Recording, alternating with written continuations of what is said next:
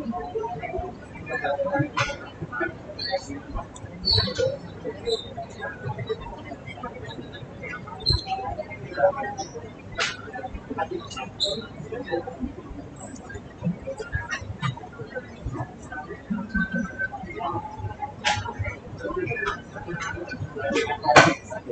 I'm not sure if it's on. All right.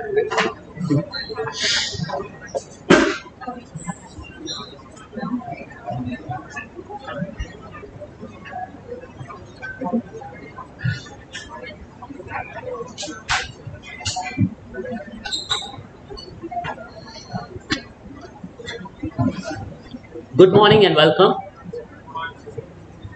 My name is Ravi Shankar, and I'll be handling your English training. That's verbal, aptitude, communication, all around whatever it takes for you to be effective in your screening process, in the interview recruitment process, right? So a brief note about myself. I worked in the IT industry for a long period of time, 13 plus years, and I worked in different capacities, worked at Oracle and Hewlett Packard, and I branched off to do something which I'm very passionate about, which is finance, and I do that. These gigs I do, training gigs I love to do, to be with young people, bright minds, right? So I do this as well, right? So I love to train and teach people. It's not audible? The mic is on. Closer to the mic. All right. Oh. Okay. So this makes it very constrained actually. I had to be standing in one place to deliver the whole session, which will make me very fidgety. All right. Okay. So I'll just start with a question. We'll not jump into the session right away. I'll just ask you the question for you to inquire and arrive upon answers, right? Whenever I give you answers, it's going to stifle you in not being able to inquire and discover something for yourself. So I'm going to ask more questions and give answers. That will serve you, actually. All right? So, what makes someone an effective communicator? This is an overarching kind of context in which I want to deliver this. Apart from your verbal skills, your test, screening tests that you want to go through and do well in that. So you want to shout out the answers, I'll repeat it here for the online audience, and we'll take it forward. So this, if it's interactive, it's going to be fun. If it's going to be a monologue, it's going to be boring, right? The novelty factor will vanish in a few seconds, maybe minutes, all right? Do you get that? And it will be a self-imposed torture on yourself that you have to go through because you signed up for it or something, all right? Right, so keep aside inhibitions. I know you may have several conversations around why you shouldn't be saying anything, right? I want to keep all of that aside and then interact freely. Because don't worry if someone picks on you or laughs at you or whatever. He's no smarter than you. In fact, he or she is much more of a coward, I can say, right? You stepped up. When you stand up and speak, you stepped up, right? And that person sitting making commentary on you, which serves no one, right? So there's a natural tendency for human beings in the collective to pull down people rather than encourage and have them really express themselves. Have you seen this? There's more of jealousy, envy, and everything that has to collectively express itself as some kind of a rebuke or disapproval or whatever else. Have you noticed this? Am I making sense? Right? So you don't want to step up because you don't have the guts, right? I don't want to use hard language here because there are many ladies here, all right? So, and then the one who steps up is picked on collectively in some ways, passed a comment, sitting back, right? Anonymously. If you stand up, you take responsibility actually for what you're saying. There's a certain level of ownership that comes in when you actually stand up. You sit and speak. It's a different, you can experiment for yourself and be present to it. When you stand up and speak, there's a certain level of ownership and responsibility that you take on, right? But if you sit and say, you can say anything and get away, mostly, all right? So I want this environment to be really something that encourages people to express themselves, okay, and interact, okay. This will be valuable for you. This training is for, and in large numbers, there's a whole set of people here. In large numbers, what happens is that human beings have an experience that the training is for the other person, not for themselves. It's for everyone else except the person sitting in your chair. And everyone else is thinking the same age. You get that? Everyone is thinking the training is happening for everyone else except the person sitting in your chair. Right? So what happens? Effectively what happens, it still works? Oh great. So if everyone thinks that way, that the training is happening for everyone else except for me, what happens? The training is for none of you, right? Effectively. Or you engage as if you are some third party, right? You engage as if you are the third party in this whole conversation, rather than the primary person for whom the training is happening, right? This training is not for me, right? It's not for the TPO or the management or whatever. The training is no one else except the person sitting in your chair, right? Are you game? All right.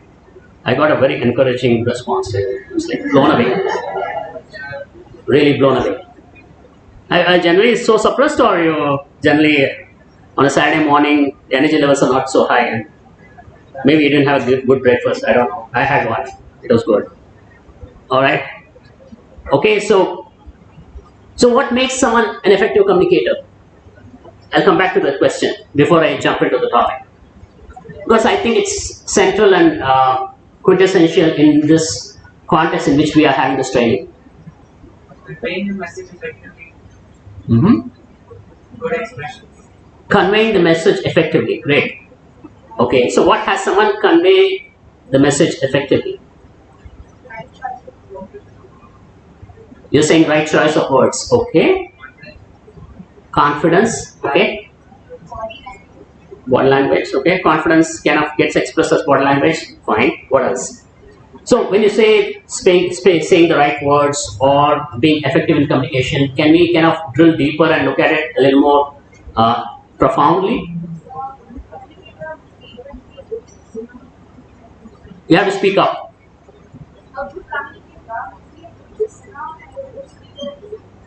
Fantastic, fantastic, right? A good communicator is always a good listener, right? And what does it enable you? If you look at a good communicator being a good listener, what does listening actually enable you into? Understanding? Perfect. Okay. A set of people said it. I heard it very clearly from the person here, right? And you can say your name also so that I can say it out, right? All right. So getting the other person's world and from his or her world as relevant to that person, right? Because ultimately your communication has reached that person who's on the other side. It's not what you think up in your head. All right. When you keenly listen to what the other person is expressing, excuse me, that's where you really are answering the question. Because most of the times, if you see in your interactions, you're not even answering the question being asked. Rather, you are answering a question you think is being asked. And it's a huge difference. Zameen Asman ka farak hai. You people understand Hindi a little? You can understand this much, right? Right? This heaven and earth kind of a difference, right? So, answering the other person's question and answering what the other person you think is asking is two different words, right? So, what has you really answer the other person's question? Is listening, you said, right? So, keenly listening, and it may not always be the case that you get what the other person is asking. right? Now in that case, what you do? What do we do? As naturally. So I'm not speaking from like on a high pedestal and kind of preaching to you. I am one of you and I go through the same process, right? It's nothing very different, right? If you answer a question based on what you think the question is, right, rather than what the question is, right, you're off first of all, right? And if you don't get the question, what do? We normally answer to the best of our understanding what the question is to start with, right? Seldom do we ask clarifications or even an admission of lack of understanding. Do you get that? And why is that? We don't want to be coming out as not understanding. We don't want to appear dumb, put more bluntly, right? Okay, good. What else?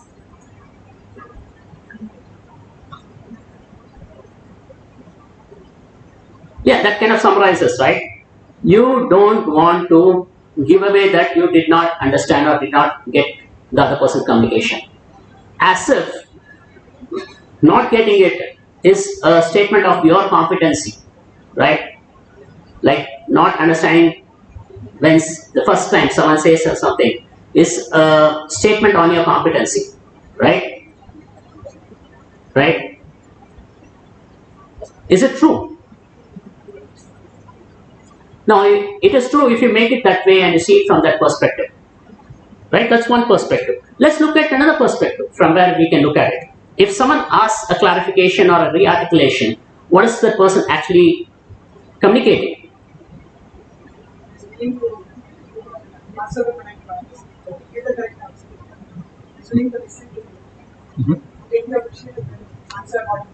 Okay.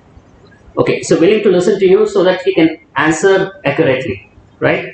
Now, it also says something that you're willing to be responsible for the listening you provided, right? Normally, we do not listen. We don't listen.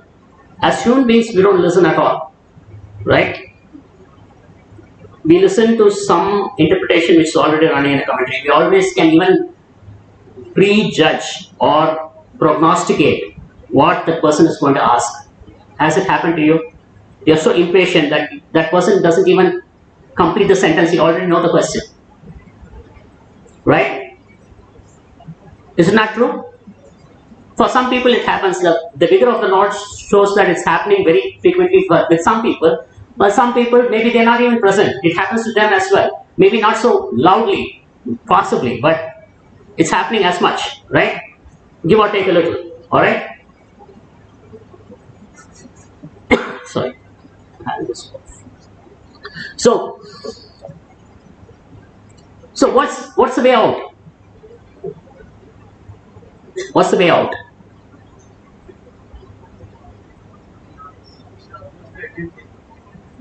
You should always be attentive. Always be attentive.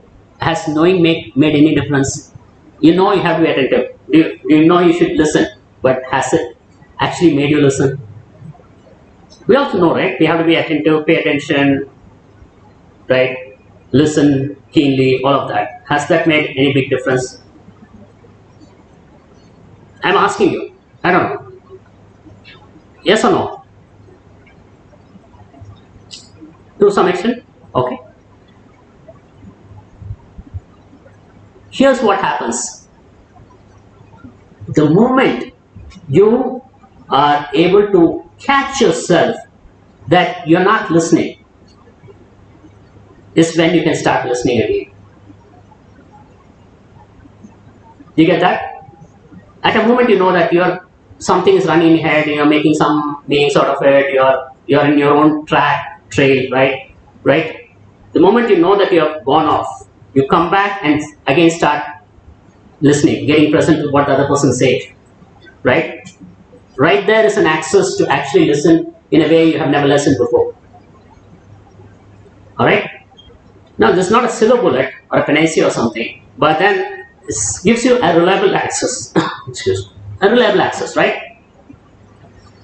The moment you get to know that you're not listening to the person, but rather listening to some train of thoughts and your own judgments, evaluations, your own prognostication, prejudice, whatever else, right? The moment you catch yourself is when you can again start paying attention.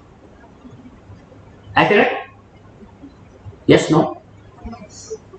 And whatever he's saying, is it relevant at all? Is it or not? Where is it more relevant? In the context in which we are having this conversation and training. Huh? Training, okay. Training, no big deal. Okay, where else? Yeah, here, right here, probably. But where the rubber meets the road? Exactly. Interview, right? Why we have come on a Saturday morning at 9 o'clock and all of that is to crack the interview, right? So, the interview process, right? If you are going to answer the question you think the interviewer is asking, is very different from you answering the question the interviewer actually asked. It's a whole world of difference, right? So what will happen if, right? Because see, one thing is that we don't actually are present to the cost of actually not listening or not getting clarified on whatever we did not understand. We're not present to it. What is the cost? If there's no cost to it, right, we'll go ahead with it. If you don't see the cost to what you're incurring for not answering the question being asked and answering the question you think is being asked, it's a whole difference. What's the cost? I want you to think about it. Excuse me. Yeah, and what's the cost? Yeah, not being, it's accurate. You're accurately describing it. But what's the cost?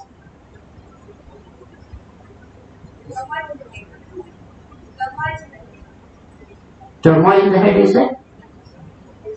I got that. Yeah, accurate. I'm not denying it. What's the cost? But it's not a real cost. That's fine. No one can put a microscope in your head or something or an endoscopy and then say, oh, you have a lot of things running there. Oh, okay, right? No, right? You're safe. No one knows. No one knows a damn thing was running in our heads. That's a safe thing. They'll go bonkers otherwise. If you are speaking, I would request you to take off your mask because I can't hear. I am a little hard of hearing. Okay. The other person might not get the answer that he is expecting. Great. Okay. And so like we're not able to communicate well. Okay. And what's the real cost? No, he's on the right track. I want him to develop this. So, your name? Veer, right? Yeah. You just introduced Veer. Right. So the cost would be like the loss of like the connectivity. Okay, that's fine. Okay, put the context of the interview. Okay, you jumped 10 steps right there. No, you're right. I'm not saying not right. You jumped a few steps right there. What happens? What's the cost? Is all of this making sense at all? Yes or no? Okay, good. I don't want to say saying things which doesn't make sense anyway. All right. Go ahead, please. You're on the right track. I'll just ask for an explanation. What do you mean by the cost? What's the cost? Oh, what is the cost? Yeah. What do you think is the cost? Good that you're asking, right? Very good. That you're asking, what do you mean by cost? You're saying cost. What is the cost? Cost you something, huh? See, if I am rude with you and we are buddies, say, and I'm rude with you at some time, what's the cost? You're upset, and it's kind of a negative energy around you, and it's kind of a barrier because if it's public, you're going to hold it back with you and then may hit back if at all, if you're of that nature, whatever else, or at least feel offended, victimized, whatever else, right? All of that is there, and that's there, right? That's the cost, right? Now, in this context, you don't have a personal relationship with the interviewer, right? Hopefully not, right? So then, I'm not like thinking that we're like a logic for a moment. Exactly. This is where I was coming to. Exactly. Brilliant.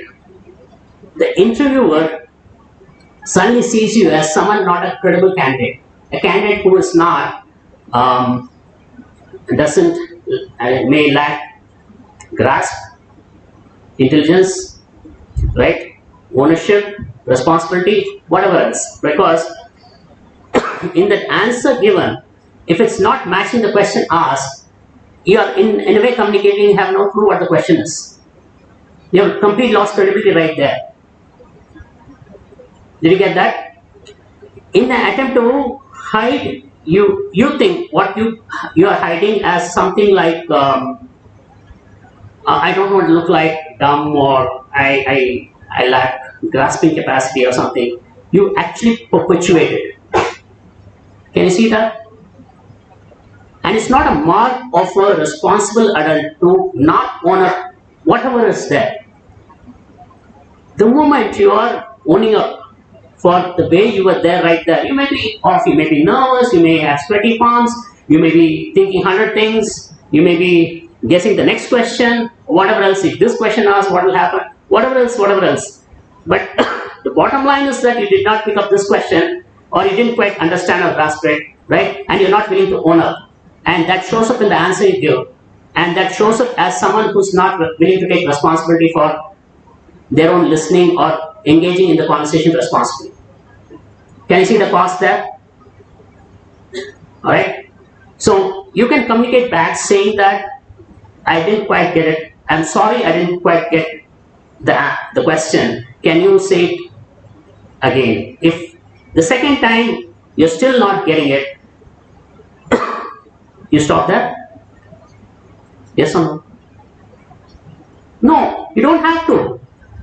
Right? You can make a request again. Right? You can request in a very nice way. Can you please re-articulate it differently? Can you say it differently? Right? Because obviously the same words and the sentence is not making much sense to you. Right? So you can still make a request saying that, can you say it differently, or I'm not quite getting what you're saying. Can you say it in a different way? Can you re-articulate it, or you can say it differently? And he will get it. See, first get that the other person sitting on the other side of the table is not an idiot. Okay? Many people have some weird ideas that we can pull off anything. Okay? You know, hum shane hain, hum kar denge. There are people actually, right? His hair, usually he'll have some grey hair. His hair didn't just grey like that because he went out in the sun or something. You would have seen tens of thousands of people, he or she, right? You would have seen a lot of people, right? You're not the first fresher who's coming up for the interview, be it the technical or the HR, right? So give that respect, right? Don't be dismissive, okay? Don't try any stunts, okay? Stunts are for in the college, in your canteen, and other places. Don't do it in the interview. Okay? Alright? Because it can be make or break. You would have done excellently well and then off. You get that? Excuse me. Alright. Sorry for that. So, I just gave a broad context, and as and when I want something to communicate, I will do that ongoingly. Alright? And see, I don't want it to be some English class, right? Do you want to become MA literature or something? You're not in the right college to start with actually. You're in engineering final year, right? The point is not about how well you know the language, but to some extent it is. I'm not saying it's not, but then it's not limited to it, right? It's much broader. And why is communication so critical is that in especially the IT context, any context for that matter, but more so in the IT context, you are very globalized in the sense that you will work with multiple teams across different geographies, right? If your ability to communicate both written and spoken is not effective, right, you will drag down the team, right? And that's why there's so much of emphasis on you would, I don't know if you have seen with your seniors or other super seniors or whatever we address. There would have been people who are not great technically, but they had excellent communication skills and still made it through. Have you seen this? Yes or no? The converse may not be so true. Again, that's possible, but it's for specific roles, maybe really in a research kind of a position or whatever else, hardcore, technical, maybe in the system side or whatever, that's fine. But what you normally see is that if someone is very good in the communication aspect and they are not so great, they're okay, average, will pass the threshold, they will still make it. But if you reverse the situation and they're above average technically, but their communication is really not there, the chances of them getting through is very slim. Would you agree on that? I don't want to impose any ideas on you. Alright? I am open that you challenge my ideas, challenge my prognostications, challenge my theories, hypotheses, everything. And that's fine. We will just interact as adults. Okay? Alright?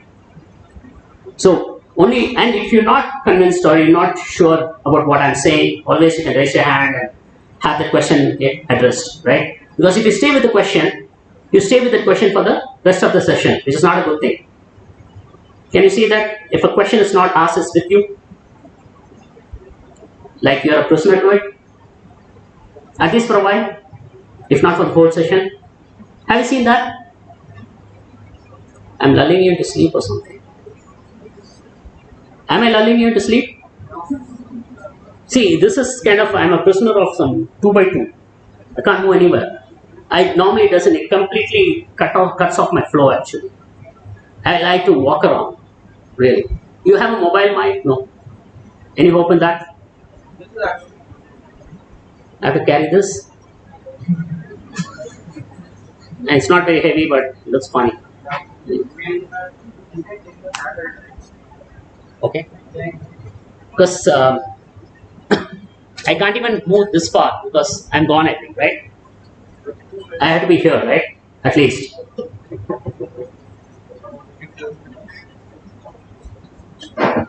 Live stream will be slightly.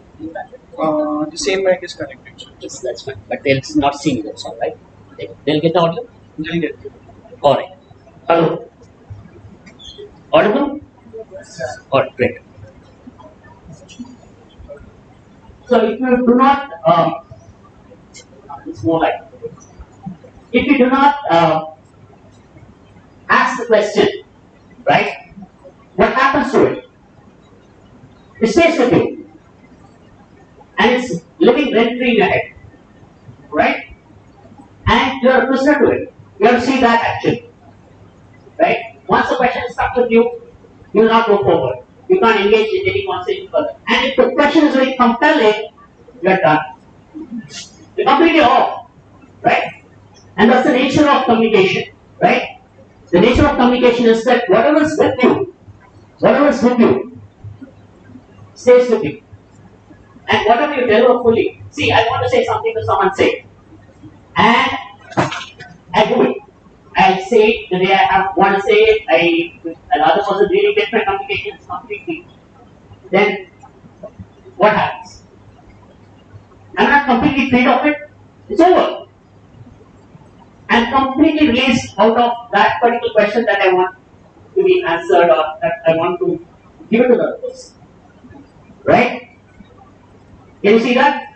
So that's the reason why I say when you have questions, please ask.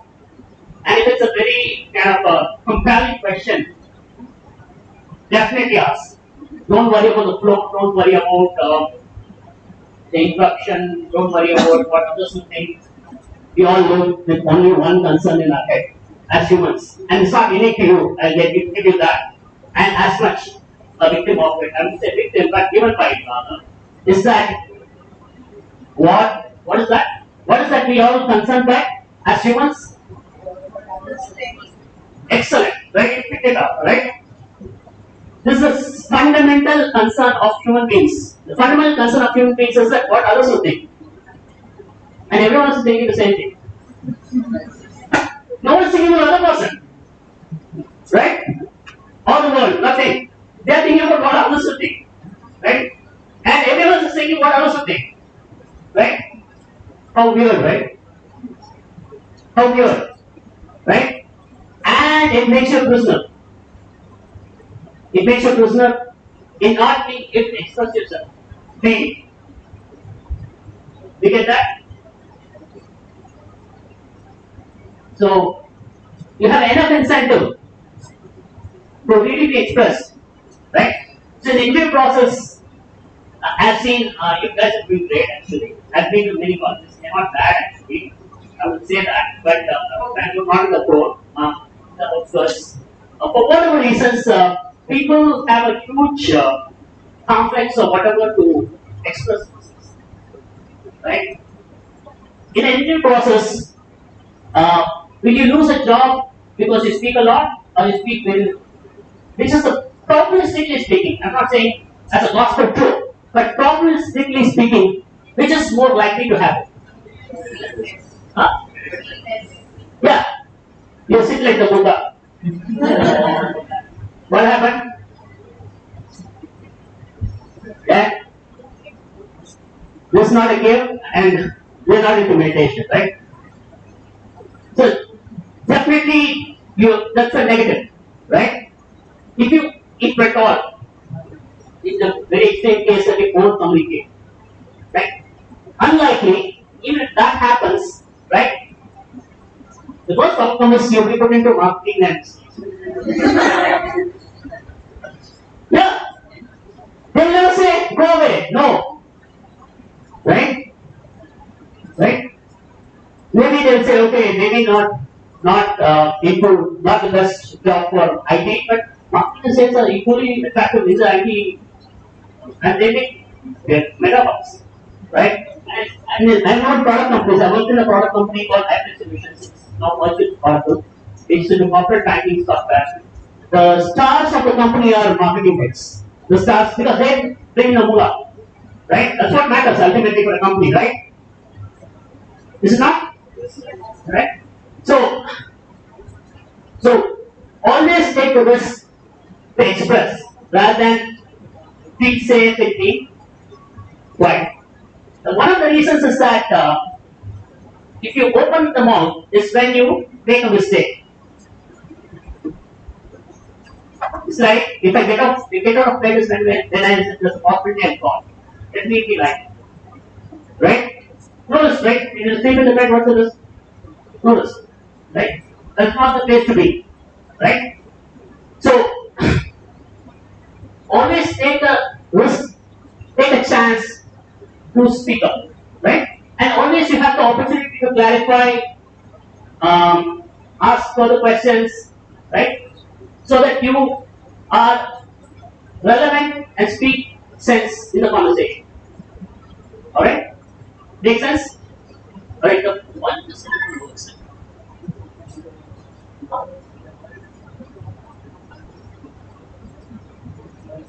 Sure.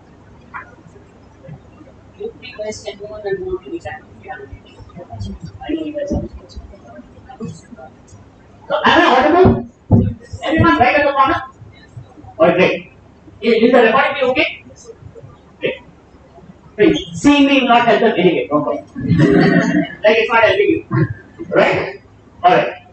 So I just thought I will kind of set the context and have you engage in certain conversations and questions that have you more interested to engage in this, right? So then we get into the presentation. Alright?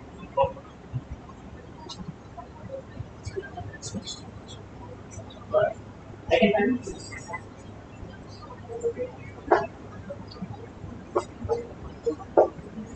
This way.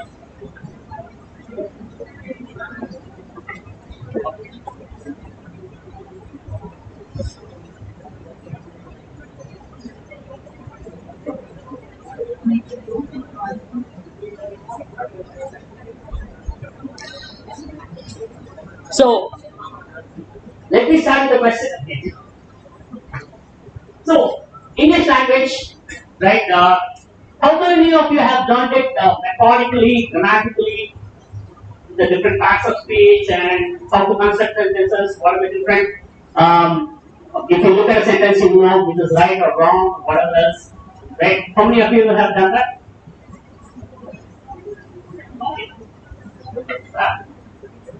Stop the hand. Either way, you have the choice. I leave it to you. Right. Handful, right? 4 or 5 maybe. Right? So that's one of the, you can say, shortcomings, right? Because even if you are taught, maybe the person who taught you also was not ready, right? That's the nature of it. Fair enough.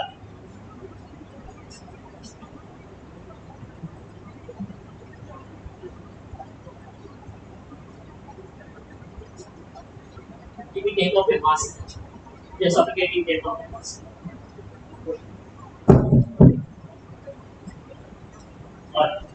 So, okay, for the grammar champions, I saw a few hands here. You're saying I didn't sign up for it. Right. 8 parts of speech.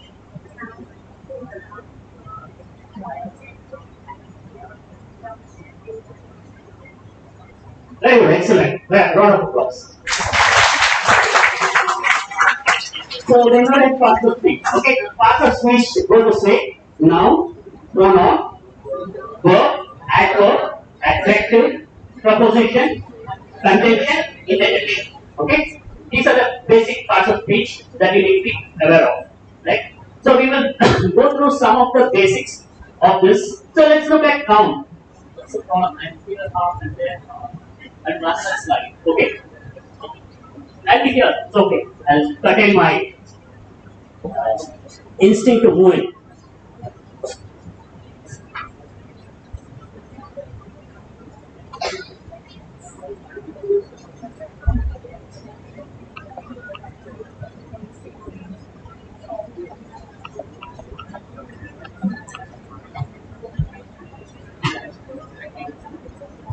Okay. So just to own up, I have not developed this slide. These are sourced for the net. Okay. And if there are any errors, I will correct them. And if there are any errors, you spot, do point it out, and we will look at it. Okay.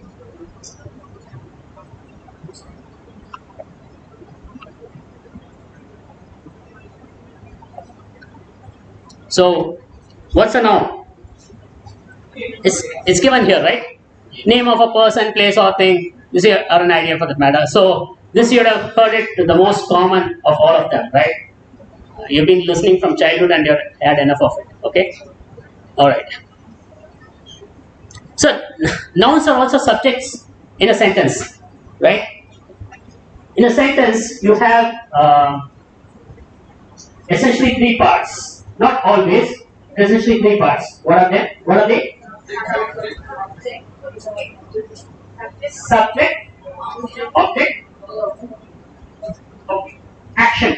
It is verb. Alright? So, subject, object, and verb. Right? So, the subject is usually a noun. The actor, right? And the action is the verb, the action word. And the object may be a noun again, is on which it is being acted upon. The subject is acting upon. Alright? It's as simple as that.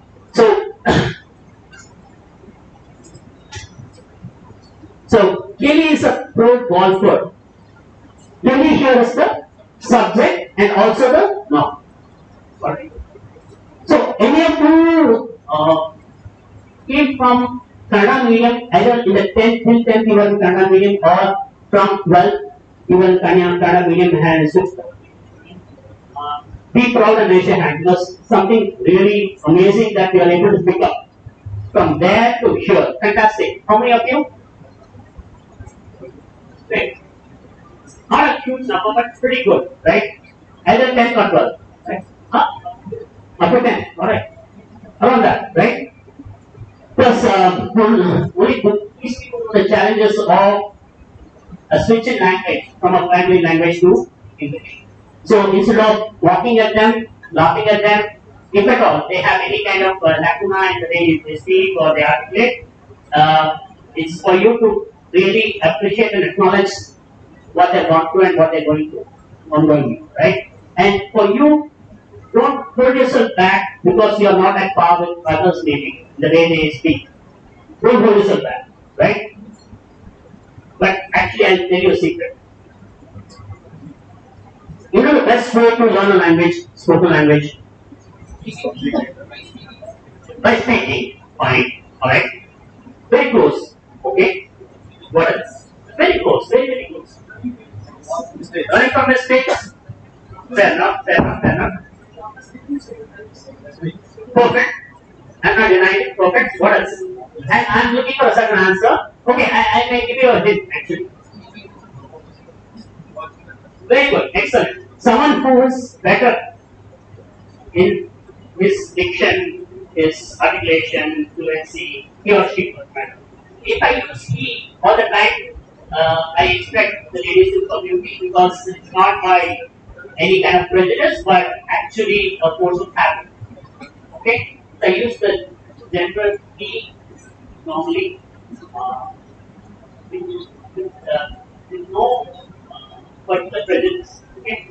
In fact, I've seen most of the times that right through my school days to college and others that the ladies speak usually better than the right? Yes, so usually, on average, there may be exceptions. There are people who are really good, right? Some of the names come to mind right now, right? I get that, but so I may say he all the time, or I have to keep saying he or she, this kind of, right? So coming back to this, right? He said, speak to people or be in an environment where they speak well, right? Right? And what does that offer or allow you? Okay. You will be pulled to a higher level of conversation or higher level of articulation. You will not be pulled down, right? You will be pulled down. So the environment, human beings are great capacity to adapt. Okay? And so the best, I'll come back to the same question. The best way to learn spoken language is aggregating. Who are the best learners of language? Who are the best learners of language? Who are the best learners of language? Who are the best learners of language? That's fine. That's fine. But then naturally you have a propensity for it. Who are the best learners of language? And beginners, okay. Yeah, just keep talking now. Let me talk. Wonderful. Not baby. Like stretching it a little. Children. Maybe at the age of 2 or 1.5, whenever they start, right? Are you aware of any other set of people who learn language better than children? No. They are the best. And how do they learn? By listening, close, very, very close, and you have to for a certain word. Repetition here is even closer. Wonderful, that's spot on. Mimicking or imitating, right? They just repeat what the adults are speaking around them. And it's natural for children to do that. And it's natural for us also. See, my way of speaking is a knockoff. I have no shame in saying that my way of speaking and articulation is a knockoff of a lot of people who speak excellently well. And there's some original expression of myself as well. I'm not saying that they don't have it at all. But then I have knocked off from a lot of people. And one of my prime influencers, I've been listening to him for the last 10, 12 years, no more than that. Yeah, 12, 14 years. It's Sadhguru Deviva's name. Have you heard his name? Yeah. Isha Foundation. I'm not here to promote him. But he speaks phenomenally, I would say, powerful, impactful, right? Precise, it's like, the diction is there, the articulation is phenomenal, it just reaches you, right? And I just knock it off, right? It's so much so that one of my cousins in UK was saying that I asked her, I speak a little like him, is what I asked them. Oh, you don't speak a little, you speak just like him. It just happened, especially on topics of discussion and spirituality and other things. You say, I just speak like him. Right?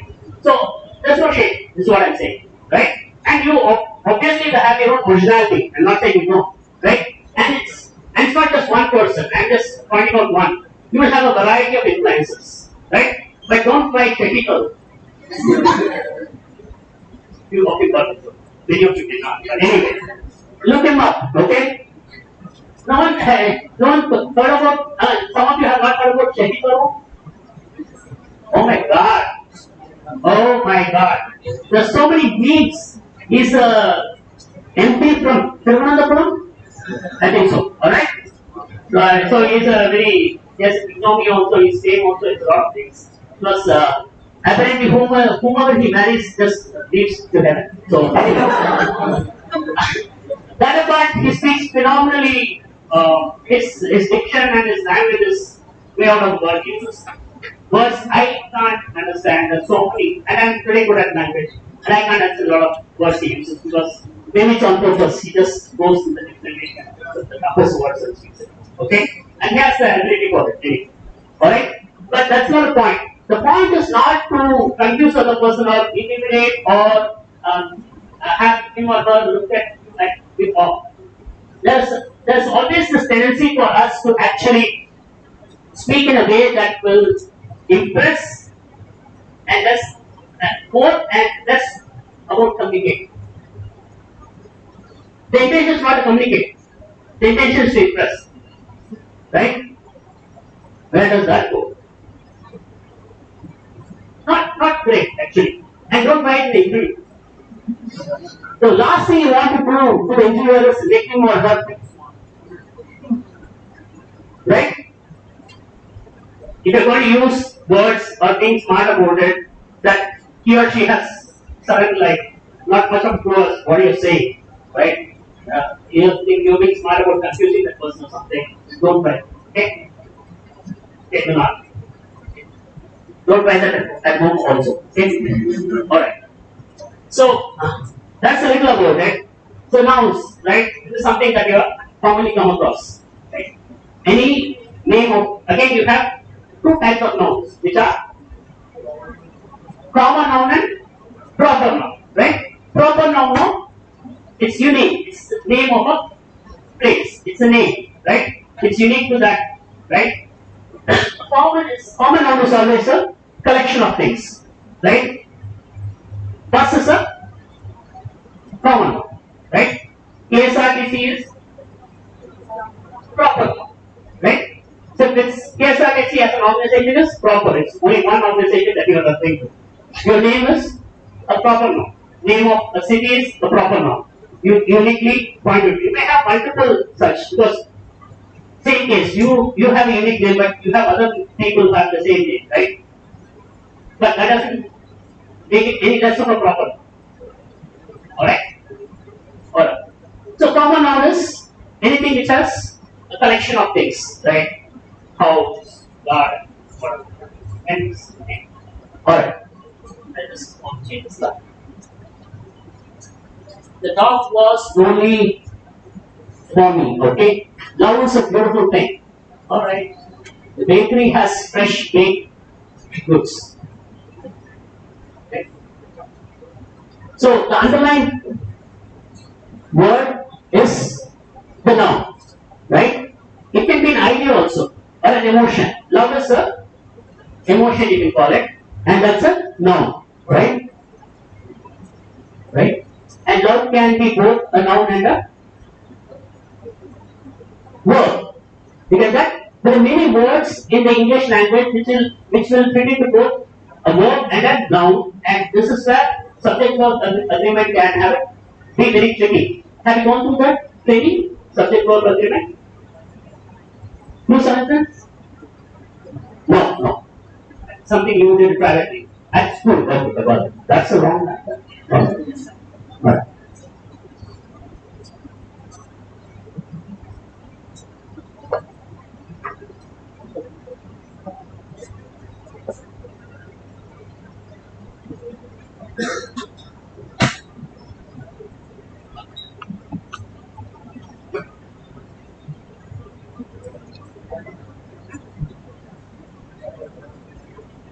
So here are some examples of it, right?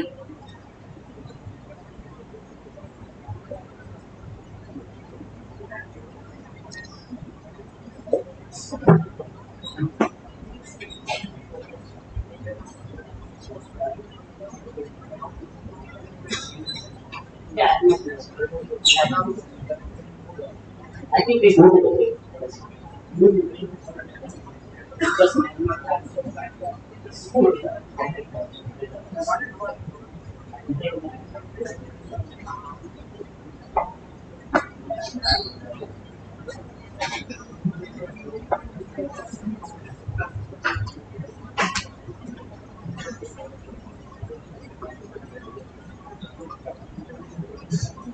I have, I have, okay, oh, it's inside. So we can control the scroll. We can sit there and control it. Okay, that's great. Okay, then I can ask you to scroll that. Anyway, keep it. So,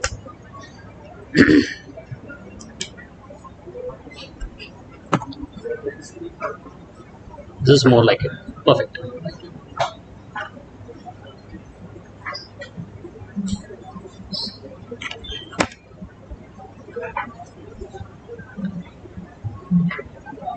Okay. Okay. Take a guess here.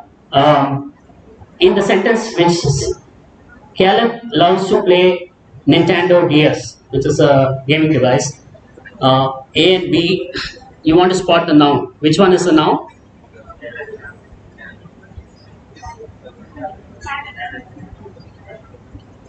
The options given are. Okay, I have to read.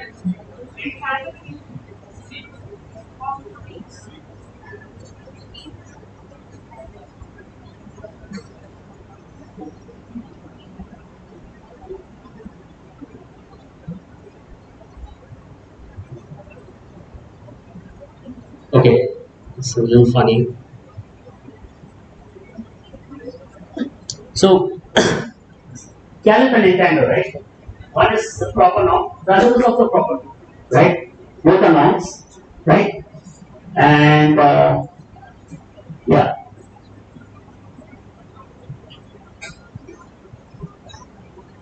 name of a place or thing. That's not proper. Yes. Or you will stand up. Okay.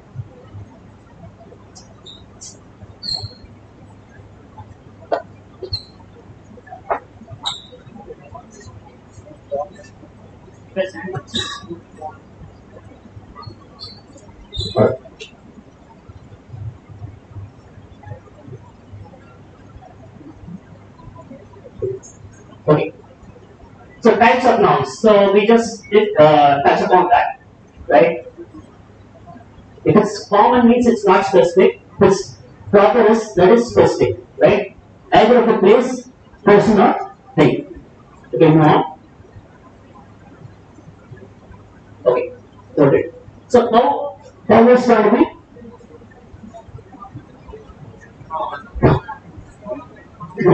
That's fine. Power is a common noun, right? Over the moon. Is moon a common noun or proper noun? Okay. It can be debated, right? Because for us the moon is only one thing. But then out in the solar system there are many moons. Right? Okay? So if you look at it from that perspective, it's a common noun. Okay? Alright. We celebrated my birthday with a great big chocolate cake.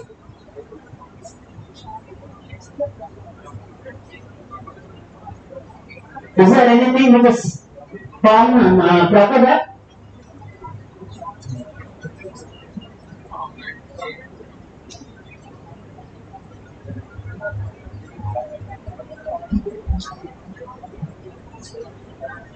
What is underlined? Cake and birthday. Both are common, right? There's nothing specific about it. I ran the 5K race in town last week.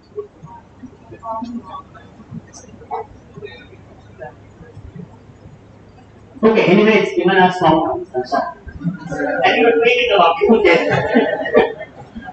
Alright. Right? Okay. So that's just examples, right? And it's pretty obvious. Easiest part of it is the proper and commoners are the easiest parts. Anyway, right? There's no much of a. Can you move, please? Alright, hold it there. Okay. Sean cut the grass. Okay. Sean. Don't get Sean. That is saying the wrong answer. Okay. Grass is the right answer. It's a common noun, right? Yeah. Among you it may not be, but it's a common. Okay. I know we got the joke.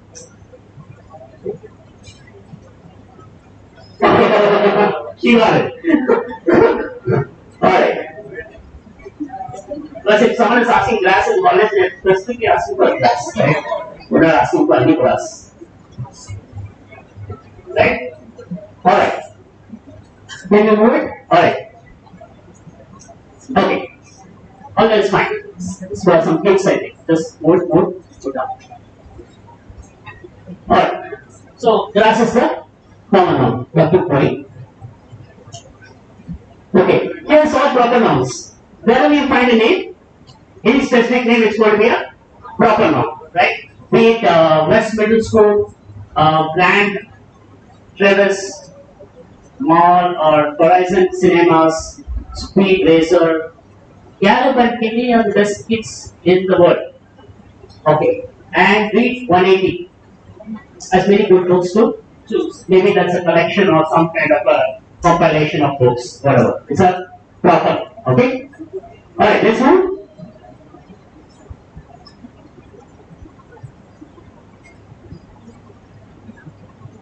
Okay. He walked across the Mackinac Bridge. Mackinac Bridge, right? Pretty obvious. Alright. Okay, all that is fine. Keep moving. Okay. So why do we use pronouns? Right? You replace the noun, right? You can't keep addressing the person like his name and or her name and then go on, right? You will either use he or she, very convenient, right? And that's more aesthetic and easy on the ears, right? The only person who loves to hear the name is yourself. No one else wants to hear. Okay? Alright. So,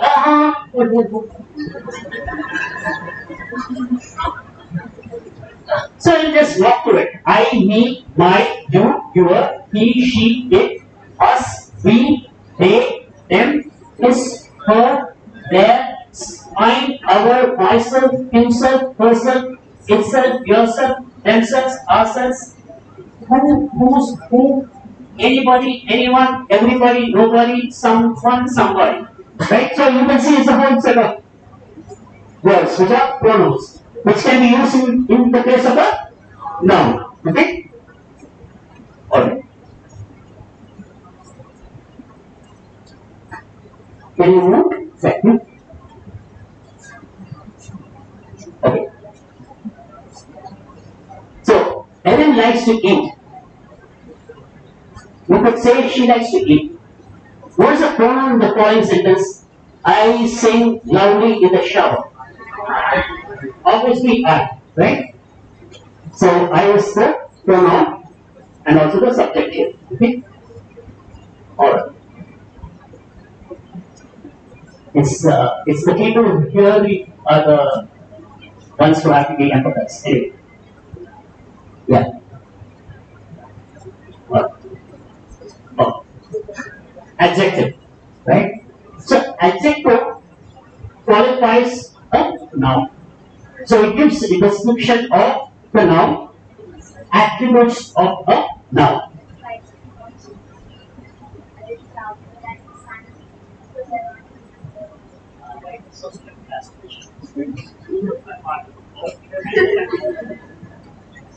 We're not be sure what it says. I thought you were checking.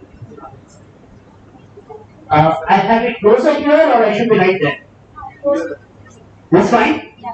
Okay. So I'm putting down here again. Alright. Okay. I do it. Alright. An adjective is a word that describes a noun or a pronoun. It tells what kind, how many, or which one. Okay? So it essentially gives attributes to your noun. An adjective qualifies and gives attributes to your noun.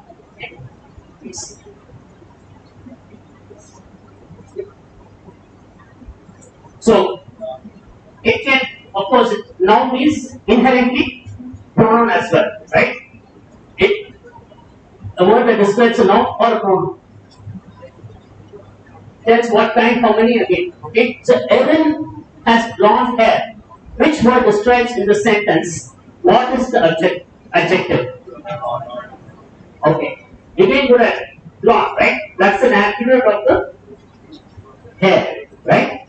Alright. And hair is also a noun. As much as Erin is a proper noun. Okay? Hair is a common noun or a proper noun? No, right? This is baby stuff. Right? Okay.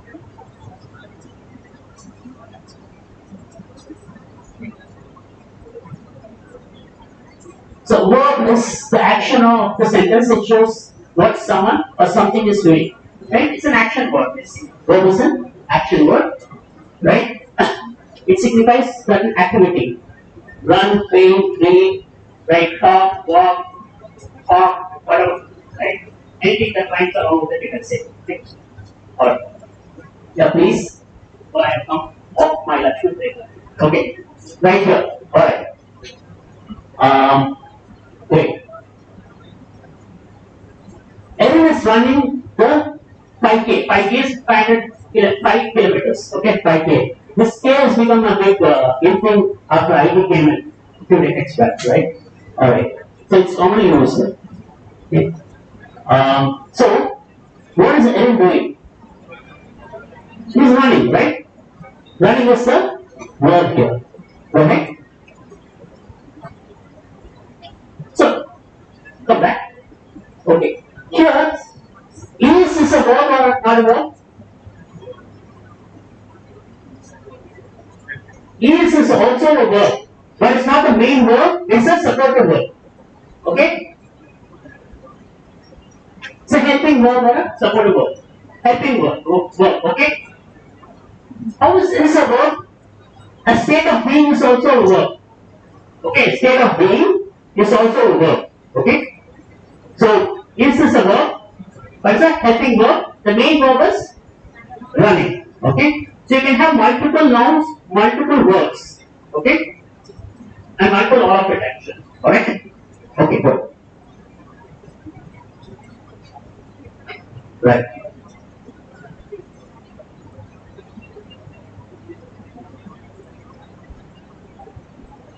So let's look at adverb. Right? So just like the adjective, smart expression happening right in the last row. Hello? If you do not want to listen, you can step out. You are messing it for everyone around and they are tolerating you. They may be too nice to not say something to you. But they are tolerating you because I can see others are keen to listen to me and what's happening here in this conversation. You are having your own parallel conversation. Doesn't work. You get that? The last in the aisle and one third. Right? Just increases the noise. I don't care if you speak or don't speak. It's your thing. It's your life. You get a job, you don't get it. It's all that thing. You don't pay commission, nothing. Right? But you're messing with your others there. I know for sure. And I don't want that to happen. Not on my watch. Okay? Alright. So, adverb is something that adds meaning or gives description of the action performed or the verb. Okay? Adverb. They tell how much, how often, when and where something is done. Right? So it's giving more information and description about a particular action. Right? How well it's done, how fast it's done, how slow it's done, whatever else. It kind of qualifying that. Alright. So hang on, the fish jumped quickly from the water, right? So jump quickly. Quickly is the aspect of the jump. Jump is the verb, and quickly is the adverb. Okay. All right. The man sat alone. Sat is the verb. Alone is the adverb. Okay. All right.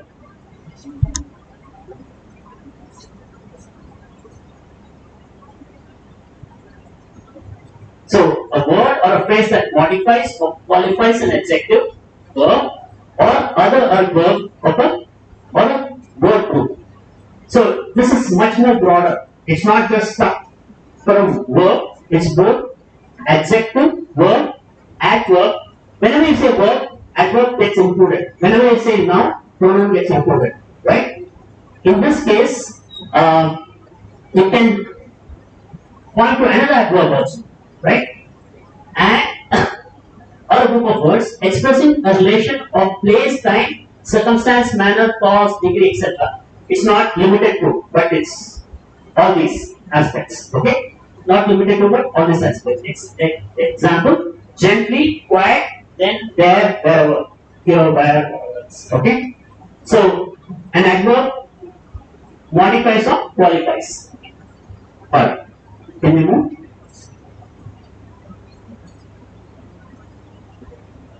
So they tell you how much, how often, when and where. Okay? When and when, quickly, obviously, quickly is the adverb. Right? Alright.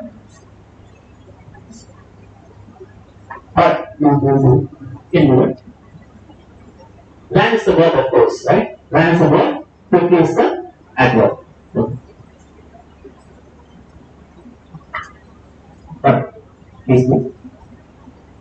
Alright. Okay. So I just made a. Okay. So let's some of the adverbs and what are they qualified. Okay. So can we go? Oh, there's an example right here. Alright. What we have is adverb of degree. Right? This is the first column, modifying word, right? And an example of that. Okay. So extremely, what it's qualifying is an adjective. So what was extremely cold? Cold is an attribute of what? Cold is what here?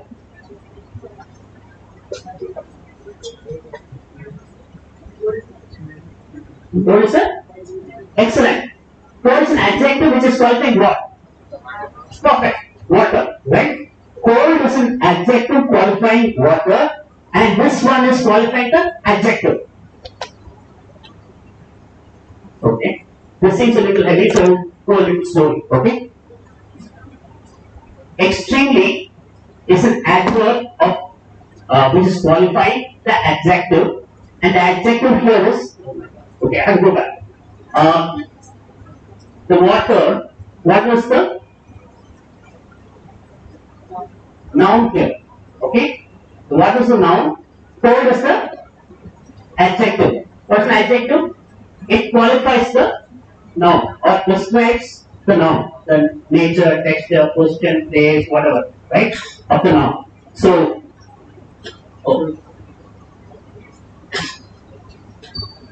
that makes sense. You carry on. Yeah. Alright. So the water was extremely cold. Cold is the adjective. Water is the noun. And extremely is the adverb which qualifying the adjective cold. It's extremely cold. It's further qualified. Okay? This is clear? Alright. Let's go to the next one. Quiet. Adjective. The mood is quite interesting. Adjective again.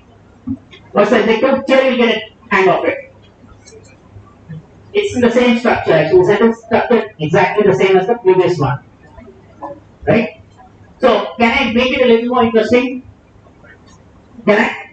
I'll point to someone and they have to answer. Is that fine? And don't take it as a punishment. I'm not picking on you. Okay? It's an opportunity to speak up, right? And just build up your confidence, right? And I'll be there supporting you, right? Right. So don't tell it aloud as we walk along. Okay? Um,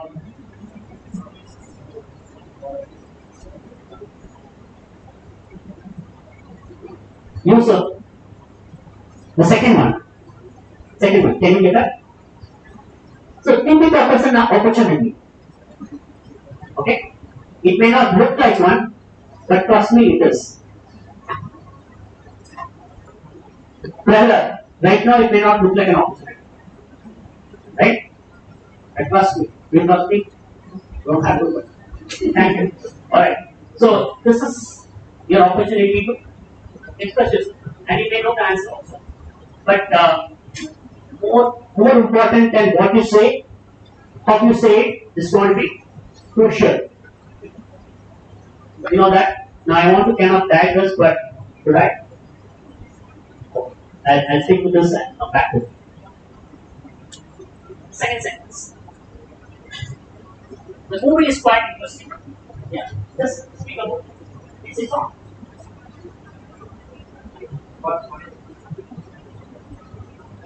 So just an adverb, and it's modifying something. Okay. Your Which is what? Which is what you have to say. Which is a noun, which is adverb, which is that. Adjective. It's, noun is the movie. uh-huh. Why is the adjective? Quite expensive. Interesting.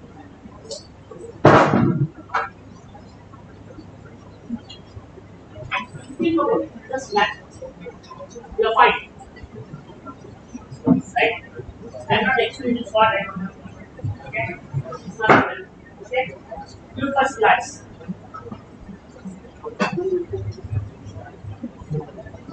Right.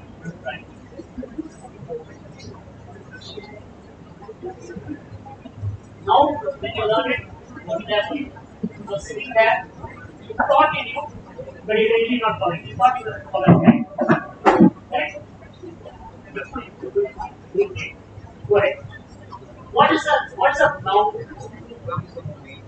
Noun is a movie. Perfect. What's an adjective? See that. What is an adjective? Perfect. What's the uh, what is the one is describing the noun? Think about it. Yeah. Brilliant. Interesting. Say it out. Interesting is the adjective. Perfect. The whole is a noun and why Yeah, when is so unsure. Quiet means what?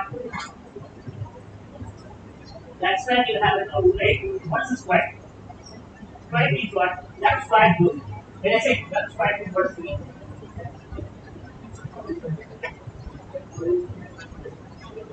What is quiet? I say that was quite interesting. I say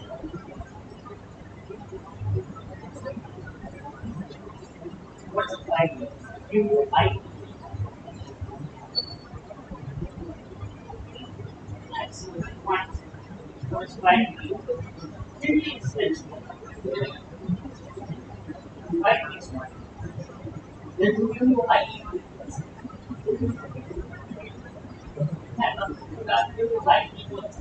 quiet. It's quite good. I got this. It's quite good. What is good? Really good. You get that? Quite good means really good. Very good. Something good. You get that? Okay. So now, quite means what? Quite is then what is it qualifying?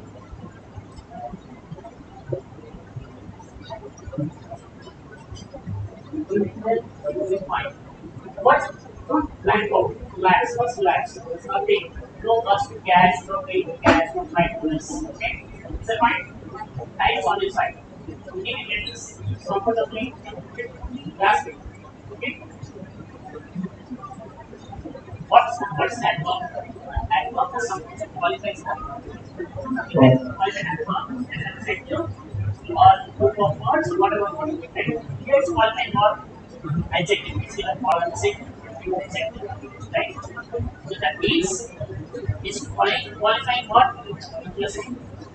So what is qualifying interesting? Which word is qualifying interesting? Right. Right. That's why it is adverb. Adverb is something that qualifies the adjective. Why is we suffer? Right. What suffer? It's like that. Suffer is interesting. What suffer? What is the what? Even like that, ತುಂಬಾ ಕೆಲಸ adverb. Suffer ಮತ್ತೆ adjective. Cinema ಮತ್ತು noun. You get that. It's an adjective. And there are some extra problems. But did you get that? Yes, that's smart.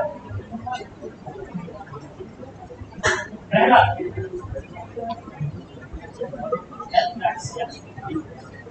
We don't do that's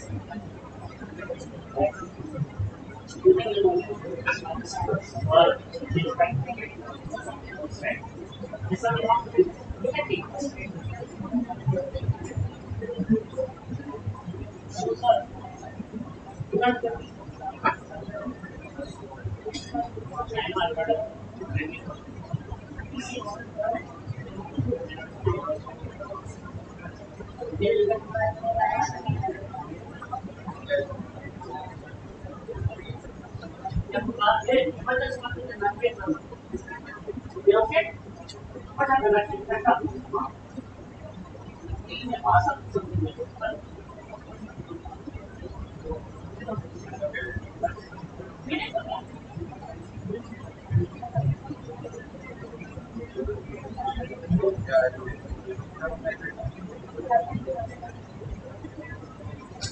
You feel embarrassed or something? Hello? Yeah, have some chemical water. He was sighing actually. Just being kind of stressed out. And why people stress out? Nothing. Prahara, look at me. You can't look at me. Ah. I'm not an attack. He's not interested, right? You are like 40% will die.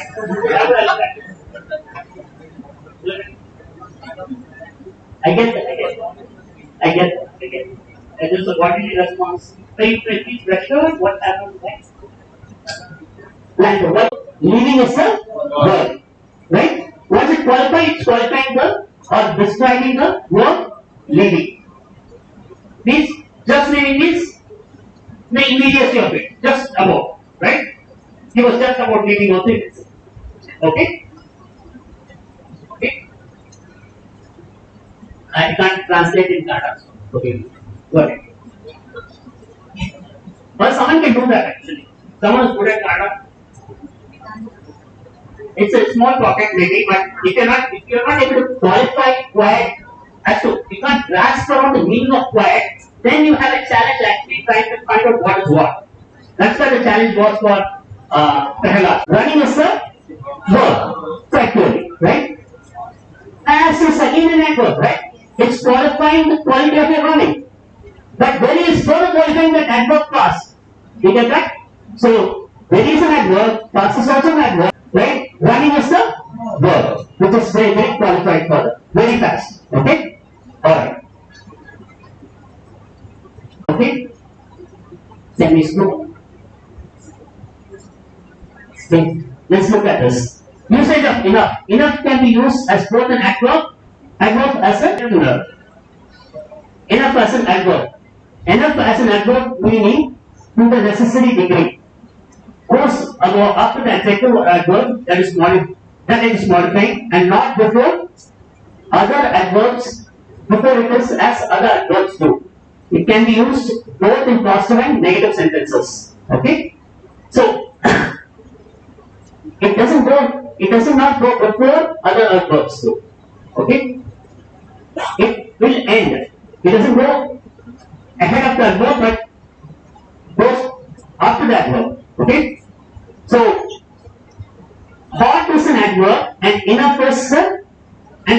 is qualifying the hot, which is an adverb, and the coffee is the noun. Okay, so then hot becomes an attribute. It's an adjective. Okay, hot is an adjective, not an adverb. Okay, and another person adverb is qualifying the hot, which is the quality of the coffee, which is a noun. Alright? Okay. This box isn't big enough. We are qualifying the box, which is big, and enough is the adverb which is qualifying the big. Okay?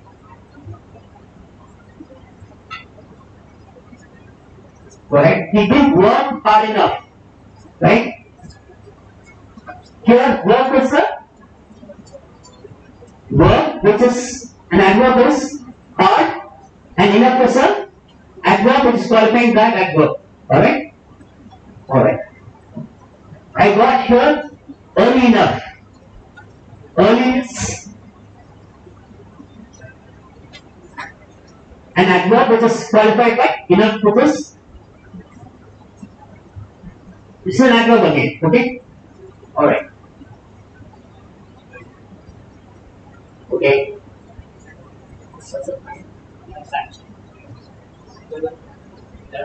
So we have a break then? 11 to 11. Alright. So we break here and we'll. What's the exact time now? 11. Okay. So we'll come back at 11:10. Okay? Is that okay? Thank you.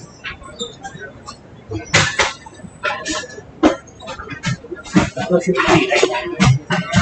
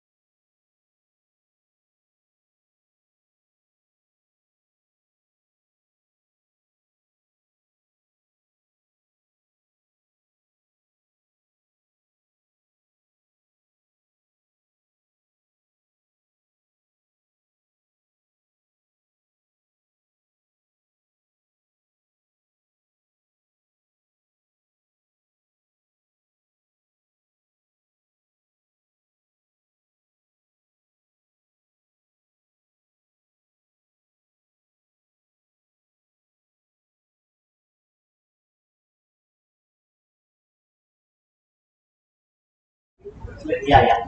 That's the that's a real name.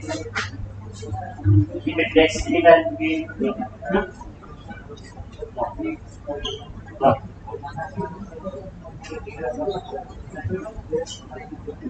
Okay. Alright.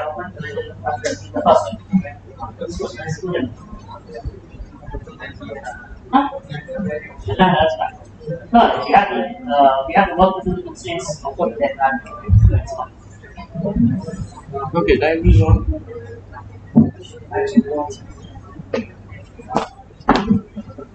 But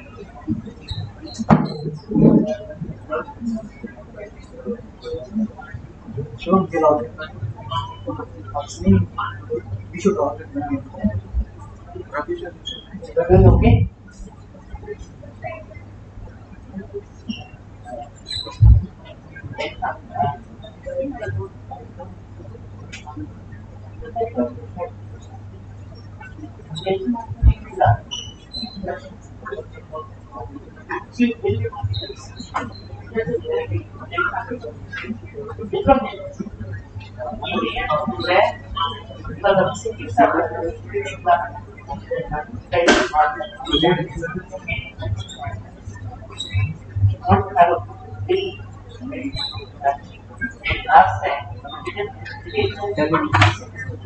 That's it. As other thing. Okay? Then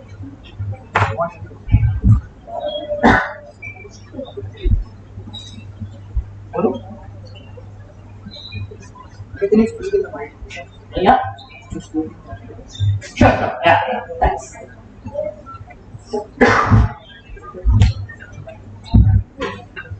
So welcome back. Since some people have taken an extended break, right? In English, there's grammatically incorrect, but I'm just saying it. All right. I don't know. They directly come back after. All right. So we'll get back to the topic. Right? Before I do that, I just thought I will uh, transform a particular element that came up for me when I was interacting with Kahla.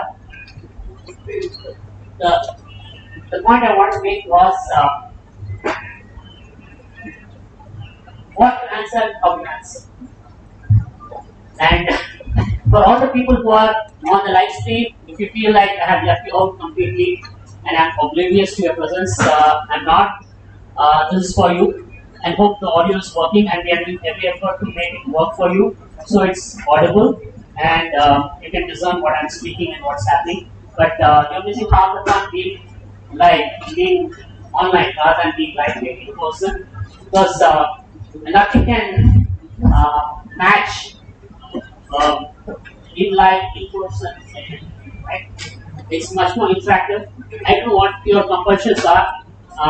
If you can make it tomorrow, do make it tomorrow if you are around here, right? How's the audio? The origin is good? Great. So, we go ahead with the presentation.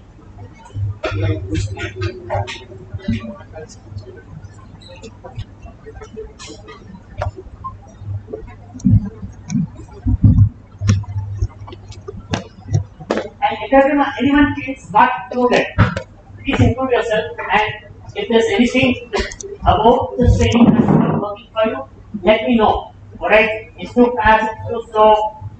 You look at it. Okay? Now I would suspect it's a heterogeneous kind of a population. When I say heterogeneous, it's like some people are pretty good at verbal communication, I mean, spoken and written both, and some people may be still a little maybe a little gap that they want to be.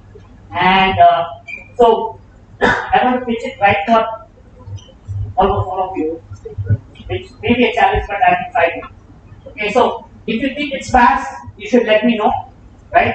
And if anywhere, any point in time, you are not with me, if you feel you're not with me, do let me know, right? properly, right? Don't just look good and say and not speak a word, right? So if you ask a question and it's like there is something saying you cannot go back and forth. It's like you may be a fool for a minute. If you make a fool of yourself, but you don't ask a question and be a fool for a minute, right? You know, let's say that, right? So you this in a training session like this, what about it is most liberating is that there's no cost attached, right? You can mess it up here, and what is the cost? There's no cost, right? The big cost that you may think is your self-image among the community, right? Don't worry, I don't think it's pretty high. You may think it is, and it may be more of an overestimation, okay? So, and it doesn't matter most. It doesn't matter as much. It's for you to try and pay, if at all, if there's something to pay at all, rather than not try at all. Okay? So I was just coming back to this particular point that I brought up previously, is what you answer and how you answer. There are two aspects to it, right? What you answer is the content, the accuracy, the information, all of it, right? And it is important. I'm not saying it's not, right? Especially in a technical interview or any other interview which has a lot of valuable information. What you answer matters. I'm not admitting it. But then let's look at the other aspect of it, which is how you answer it. And my contention is, or my claim is that, or assertion is that, how you answer is infinitely more important than what you answer. Why? Why do I say that? Anyone has an answer?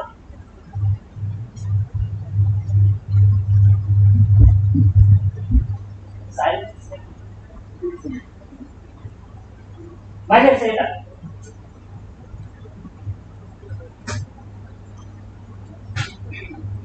I'm only giving facts. I'm not going to give you one. I may give you one opportunity that you really win it, okay? And then we will take it from there. Alright? And not being patronizing, okay? You're doing fine.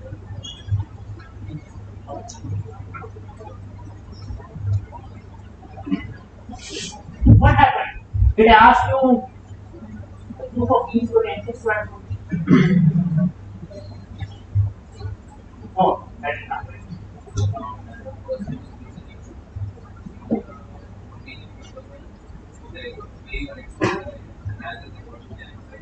Huh?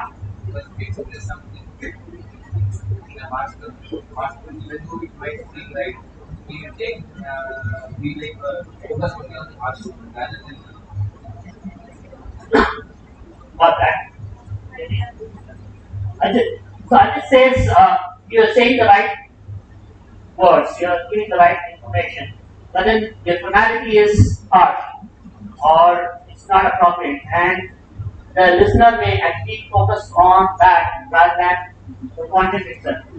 It is very accurate, right? And that may communicate negatively to the person who's listening to it. Fair enough. What else? For example,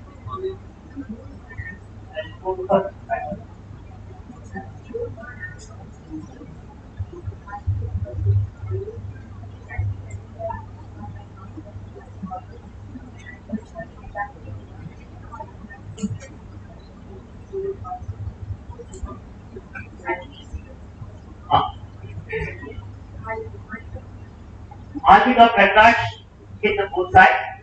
What she's saying is that you don't know an answer. It's how you communicate it, how responsibly communicate it, which matters, right? So you are saying, right now I do not have information on that. Actually answer it competently. Here's my promise to you. I'm going to go back and do my research, do my reading up, and come back to you with an answer which is appropriate, which will satisfy your question or whatever you are asking me, right? This expresses a lot of things. What it expresses is being responsible, having initiative, having leadership, being straight, being right, all this. Yeah, and you're not taking excuses, right? People have this excuse mode. The excuse mode is that they have a very good reason, practically, okay? And they want to sell it. They are talking it. Right, take this. Right? Providing excuses of lousiest practical. Don't come up with an excuse. He asks something in say, I'm saying, for example, something in Python or some technical question in oops related area or that. Right? And don't come up with some excuse which may be credible for you, but then doesn't answer anything or doesn't address anything of what the question is asking. Okay? Rather, you can one up with lack of competence or knowledge or right, and then add the up. Right? So it's very we've been treated this way. So the question is, if you come to college today, it happens very often. I know it happens likely to happen. They ask why. Why do you think? So what they are asking you is, please give me a reason. Said another way, give me a nice story. This is belief. Right? And so what intern is communicating is doing something equal to not doing something plus a very good reason. Both are acceptable. Can you see that? Can you see how weird it is? Right? You may have emergencies, exceptional circumstances. I'm sure it's not happening 300 days a year. Right? It may happen once a year or once in a few years or whatever. Right? It's not happening very regularly and very often. Right? So, whenever someone is asking why, actually, they need you to come up with a good enough reason. Right? Now, if you come up with a good enough reason, would you want to be responsible? Want to take ownership of it? No, right? All you want to come up with is a good reason. Right? Place my hands, it's much more louder, right? I think so. Closer. Oh. Oh, goodness. I think this is better. This is better? Yeah. It's closer. Okay, good. Right. So you are a product or a picture of the environment in which you are, right? I'm not saying blame it on it and say, okay, fine, right? The point is to take responsibility and deal with it, okay? So, how you communicate talks about your attitude, your approach, your willingness to be resourceful, your problem-solving skills, your ownership, everything, right? And people are hiring you to be problem solvers, right? And troubleshooters, right? Otherwise, anyway, they'll have knowledge base and advanced systems of learning of incidents which have already happened. If there's some answer which they already have, they don't need to hire a human being. They already have a machine which will do it, right? So your job, especially in the IT industry, for that matter, any other industry, is that you are good at problem solving, you have initiative to go ahead and find answers rather than give excuses, right? The how answer is more critical than what you answer. I'm not diminishing what the content is, not diminishing. I'm not saying go without a preparation or you don't know exactly about anything. I'm not saying that, right? And say I'll demonstrate full attitude. And I say I'll demonstrate good attitude. Doesn't carry that in. Okay? So don't use it as a trick or use it as a formula. But then at the same time your act comes across. And don't be phony. right? They say phony means be your natural self because people are always having to beat up. If I can allow, am I allowed to say bullshit? Okay. What? People have a bullshit meter, right? Especially interviews, right? And if there's any mismatch in what you have put in the resume and what you're saying or what you said earlier and now you're saying, there's some mismatch, incongruence in your speaking, consider you would have done fantastically, but then you're not trustworthy, you're out. And if you're really full of something, you're trying to pull off something really major, you may be practice. I'm not threatening, it's not a warning, but this happens. What people are looking for is trustworthy, honest people with high integrity. And for especially companies which put a lot of premium on it, be it an Infosys or a TCS or any of the other ones, okay? Especially Infosys, alright? If you are caught with any kind of inaccuracies or tips or wrong stretches or what you're trying to demonstrate that it is not based on reality or facts, you're in trouble, right? So don't see at the same time not saying understate, right? Because if you look at your resume, okay, I digress a little and then come back to the subject, alright? The resume, as you present it, what is it? What is the resume? How will you look at it? What's the context in which you look at it? Because the context is decisive. How will you look at it? What is it for you? I want to. Brilliant. Okay. Okay. Anyone has any other answer? So some people come up with biodata, information, all that, which it is, but actually it's a sales pitch. It is your sales pitch. Okay. And how should a sales pitch be? Should it be, should be understated? Sorry, overstated or understated? Yes. Overstated to the extent you can pull it off, right? Right? Okay? Right? Okay. It's like this. You cannot go on a flight. Don't say I went to the moon. Okay? That's a huge capital, right? But then if you can say something, I'm not saying say white lies. I would never recommend saying white lies. But then there's some other type of lie that you can say. Green lies? Anyone knows it? What do they call? It's another type of lie, not a white lie. Some other lie. It's not a lie as a lie, but it's more of a, it's heard about resume padding? Never heard about resume padding? What do you guys live under a rock or what? Never heard about the term? Okay, you guys are experts without even knowing it. Resume padding is something where, and this is something I would say honest to God, panels and HP have done recruitment, so that was mostly I have not done structures, and it's given that there will be some padding. What is padding? It's like 2 plus 2 is 5. Right? Don't make it 22. Okay? 2 and 2, not 22. Not that way. Okay? 2 plus 2 is not 4 but 5, and that's fine. Okay? That's what is resume padding. See, you are overstating more than you can deliver, and that's fine.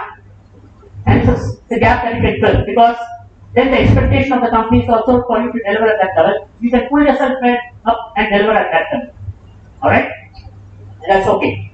And no marketing pitch is ever boring, factual, understated. Have you ever seen any marketing pitch like that? Trust me, if it was, you will never sell. That product is done, finished. Right? Right. So, what you have is important, most definitely, but how you present is even more important, especially in the recruitment process. Okay? So, how you present is what I am talking about. That aspect of it is what I am talking about. And saying, please be responsible, build your skills, have a good repertoire of skill sets that you can demonstrate all that. See, people always, you guys are so used to shortcuts.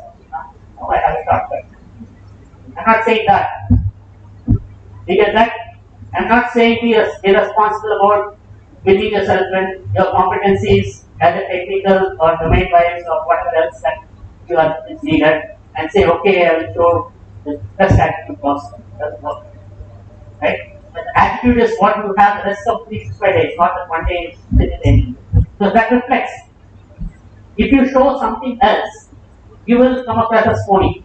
And people can sense it. People are smart. Right? If you are trying to be someone else than what you normally are the rest of the 3-4 days, it shows up. Right? And God forbid if it's a woman who's her sixth sense is much higher than a man. Man, you can still kind of pull it off. But it's a little too trusty, maybe, I don't know. Right? Woman, she can sense it, like something is off. They may not even be able to put a finger on it, but they'll say something is off with this. And that they'll depend on that rather than with whatever you're saying or showing. Do you get that? Alright? So, back to the topic. I just want to interject this with a few things so that it's not boring. Alright? Alright. Otherwise, English, given that you're not literature students, your tolerance level is not very high. Alright? Okay. Let's get back to this. At this stage, I think this is not going very well. At this rate, I will not cover all the topics in this smart board, so what shall I do?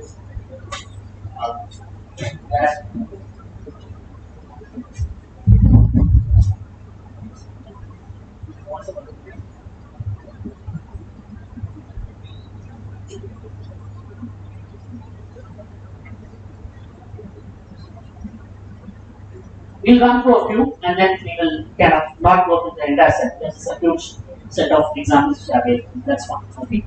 Alright. So I'll stop at a point where I think most of you got it. At least 80% got it. Alright.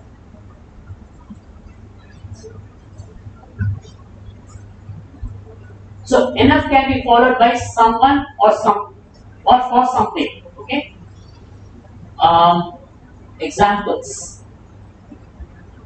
And it has enough bookings there. Okay, the dress was big enough for me.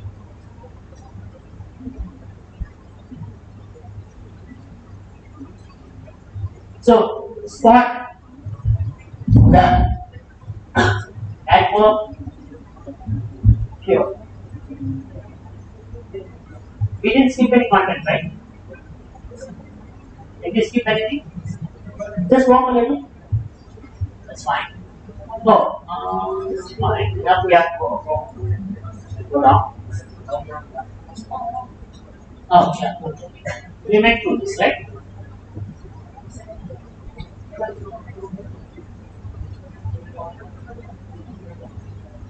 Alright.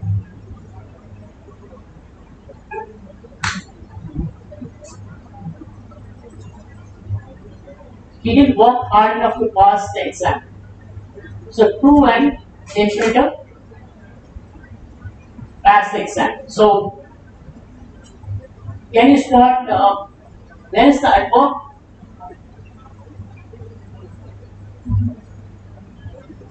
Where are the adverbs? Hard, okay? Hard enough?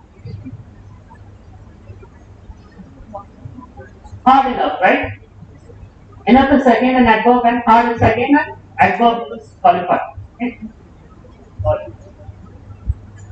So on and so forth. Okay? Is your coffee hot enough to drink? Right? Coffee is the verb, the noun, which is getting qualified with the adjective hot, which is further qualified with the adverb enough. Alright? An infinitive, see whatever follows that, right?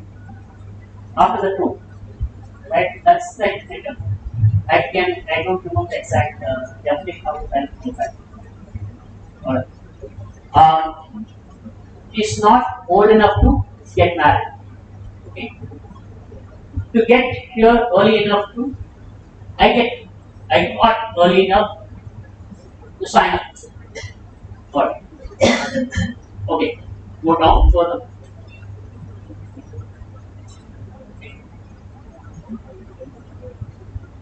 Just hold it. Okay. Just go to an infinite set of all the occurrences of adverbs, right? Which has a to, alright? To meaning excessively. To is usually used as something which is excessive.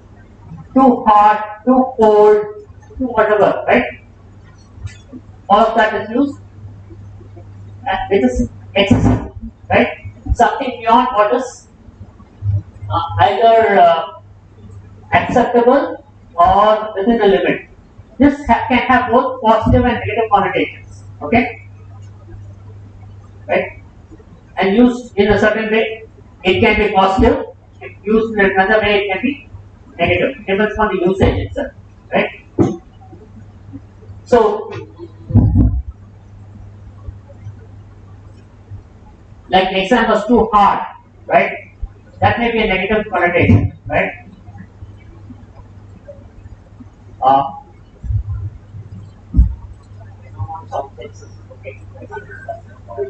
So,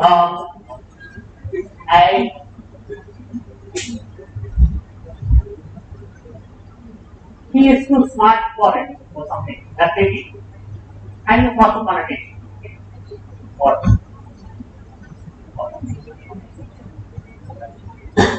yeah, go ahead. Yeah, go down. Okay. Usage of very. Yeah, again, which further qualifies, right? Which we saw enough and very and all that. It's like really enough. What was that really? Quiet. Use quiet. Quiet and very are similar in nature. Okay? Quiet is like a lot or very or something. It's kind of emphasizing some aspect, some adverb is already there, right? Right? It's an adverb or an adverb. Okay. So, so this will go on. So you will have any number of such words that we can. So let's look at this. Original phrases: the girl was beautiful. The girl was not beautiful. Opposite meaning to not very. With not very is the girl was not very beautiful. The opposite meaning with an opposite person. Can you slightly make it smaller? 180% is that. Maybe make it a little smaller so that you don't miss the edges. No, that's too much. Slowly. Alright. Yeah, that's good. That's fine. Opposite meaning with an opposite word. Okay. He worked quickly. He did not work quickly. He did not work very quickly. He works slowly. So you can use it with a single negative, or you can use with a not. Not will make it positive or yeah, or you can just use a negative, right?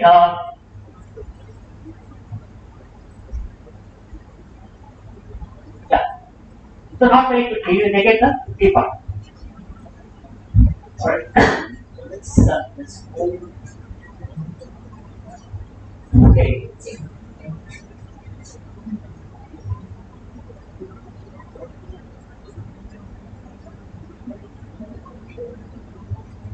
So it's talking about propositions and other things. Okay. Go ahead. So let's look at conjunctions. Get this coded.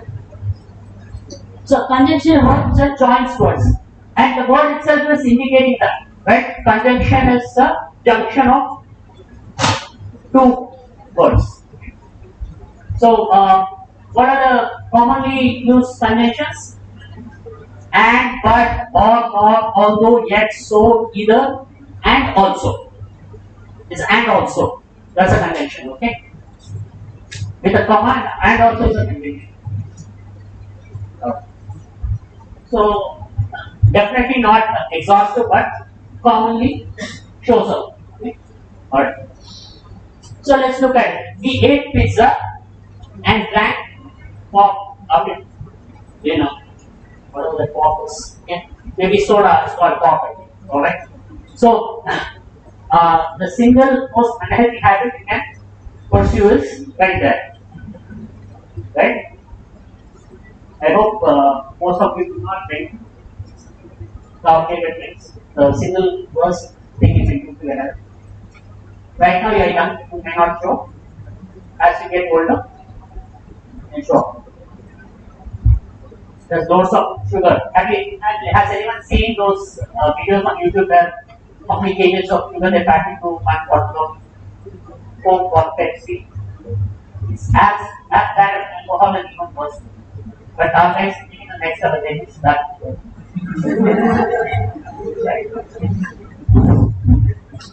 They want to be 7 and quite quickly, short out. Alright? So, don't do that. Alright? I'm not the health advisory, but I thought it's relevant. Okay?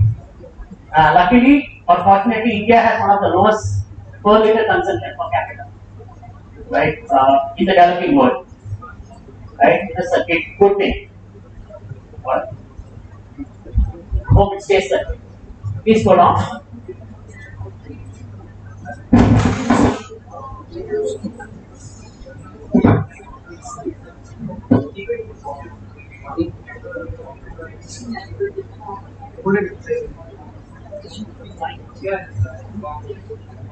Yes, that's what happens. Is this good? Hello? It's good, right? Alright. Alright, let's look at a conjunction is a word that joins words or groups of words together. Some examples of conjunctions are and, but, nor, or not, although, yet, so, either, and also. And also is also a conjunction. Right? It's not and also. Okay. Erin loves to swim and play at the beach. What is the conjunction in the sentence? Can you scroll down a little? I think you have a D also. Just scroll down a little more. Alright. Alright. So what's the conjunction here? And, right? Maybe the most common conjunction of all of them is and. And is something which connects, right? Includes and. Okay. So, yeah, go down.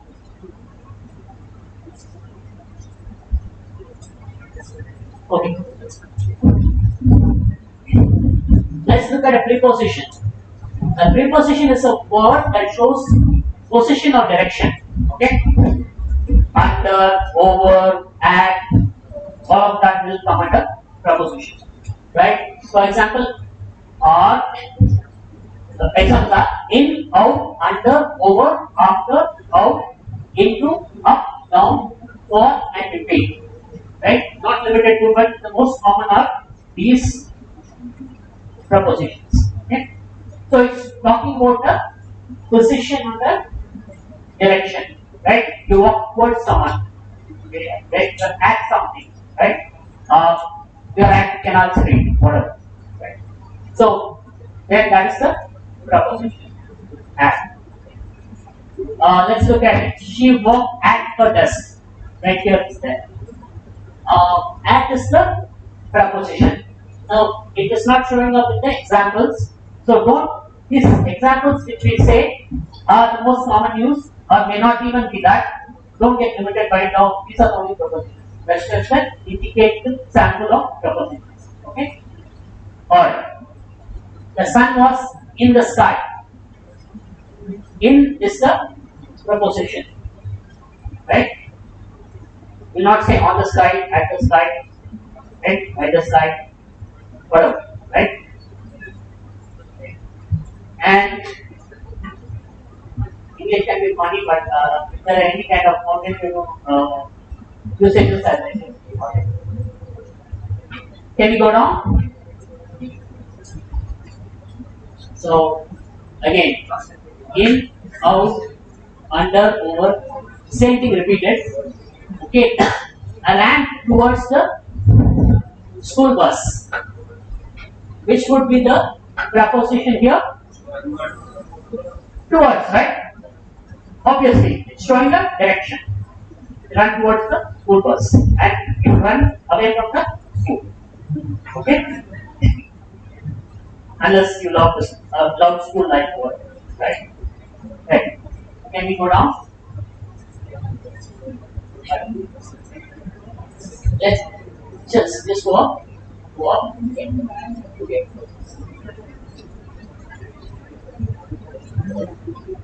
Okay, that's fine. Alright, yeah, please go. Let's look at interjection, right? Interjection is actually expressing a strong emotion. Okay? So any kind of exclamation that you have, wow, like that, and whatever, that's second. Other than you say wow, okay? They go with a different intonation. Ah, ah. Any European speak the same word. Okay. But the Americans old word. Anyway, the word follows them, like it or not. Okay, ouch, hooray, oh no. That's a negative. Okay? So all these are interjections. Interjections can really liven up a sentence. You can make it alive, right? Anywhere there is an emotion expressed, there is a crescendo to it. There's a certain pitch to it, a high pitch to it. You cannot take attention, make attention, pay attention, right? Take note. Take notice of. What happened? Oh, slip up. Alright. So that's about it. Any further going on? Yeah, I have certain examples here. I don't know how to pronounce also this. Wow is there. Let's look at that. No, what? Yeah. Wow, you did a fabulous job, right? So obviously, wow is the interjection. Okay. All right.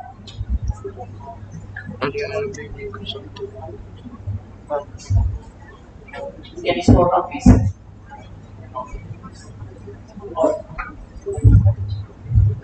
All right. Okay. We are done here. Or we have much further. Some pages. Okay. Okay. Okay. It's a simple quiz. We do a few and then move on because we will be running out of time. I'm a person, place, thing, or idea. What am I? A noun. Yeah. It's called fast. Okay. Right. Go. Okay. I'm a word that shows action. A verb. Okay.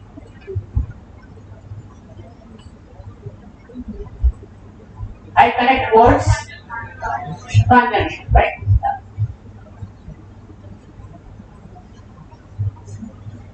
How about this? Interjection in the soil. Okay. Correct. I describe a noun. Yeah. Adjective. Right. Or, correct.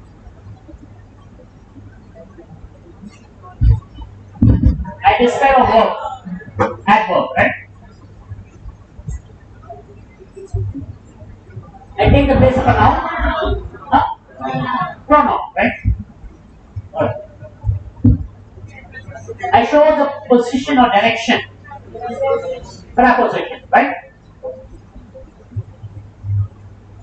You're not here? No? Start. Great. Good. Start. Close this down.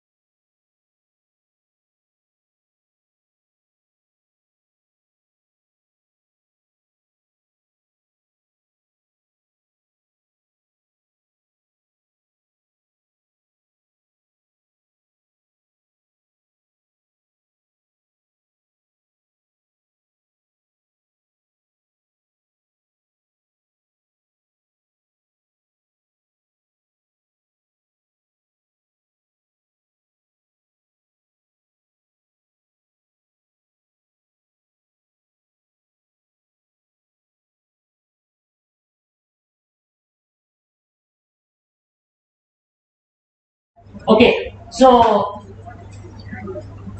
I just took off the words, one word substitution, so that we have a chance to have a go at it, right? Uh, I do not know all the words, I just sourced it, right? I may know 80-90% of the words, and some of them may be very rarely used, and we will just give the skill, okay? Right? Unless they are technical, we don't have to bother, right? And they are not used. They are rarely used. The only people who may use it, technical and instruments. Okay, so don't worry about it. Okay, so let's look at the first one. An act of abdicating or renouncing the throne. It's there actually. It's there in the sentence itself. Huh? No, renunciate is what Buddha. Okay. You renounce the word. It's there in the sentence and give me a big hint. Yeah. Applicate. Okay, applicate or application. It's funny the way it's written. Application is somewhere you give up a right to something that's rightfully yours. When you applicate the throne means you are giving up the right to the throne. Like now what Harry and Uncle have settled in California and earning their living, right? Finally, someone in the royal family is doing something productive, right? All right, right? Otherwise, they're living off taxpayers' money, right? You know how many million pounds the taxpayers pay for keeping up the royal family? It's a huge amount. Okay? For some reason, we seem to be okay in this world of democracy that it's okay to spend money on because they were ruled, they ruled the 100 years back. That's a side note. Okay. An annual calendar containing important dates and statistical information such as astronomical data and timetables. What it, what might it be? Huh?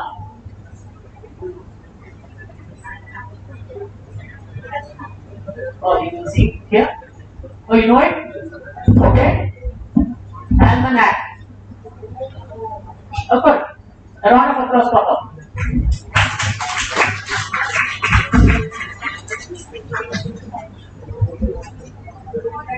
Okay, a four-legged vertebrate animal that is born in water and breathes with gills. Amphibian, that's pretty obvious. Okay, let's go further. So, someone can read it. Okay, others can't hear it, right? Doesn't bother. Okay, I will read it. A story, poem, or picture that can be interpreted to reveal a hidden meaning, typically a moral or political one.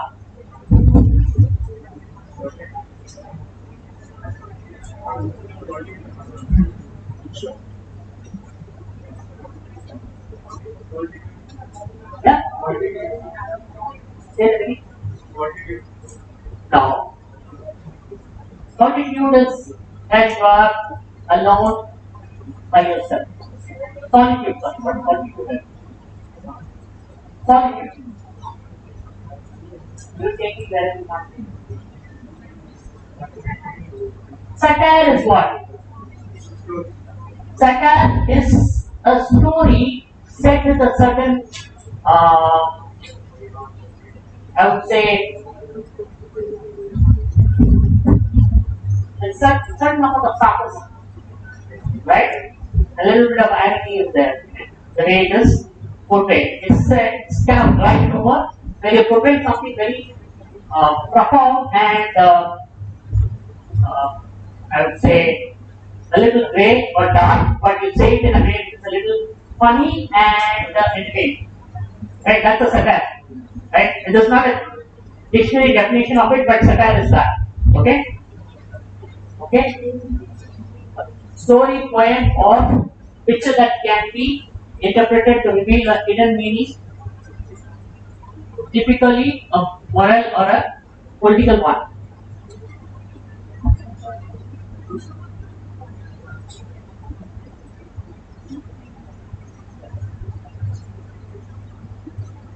had told? The story. Okay, we need story. Let's look at it. We'll check it. Okay. This is what has come up for me. Let's go for the next one. A statement or proposition on which an abstractly defined structure is based.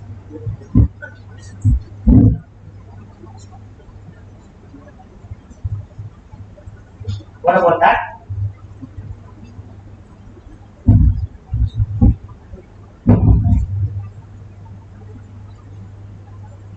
A statement or proposition on which an abstractly defined structure is based.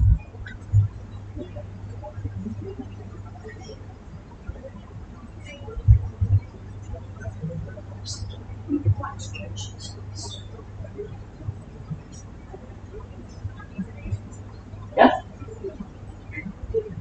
Claim. Huh? Postulate or a theory comes close. Okay? Theory is much more stronger. Hypothesis, yeah. Let's go down. Okay. A nation or a person engaged in war or conflict as recognized by international law.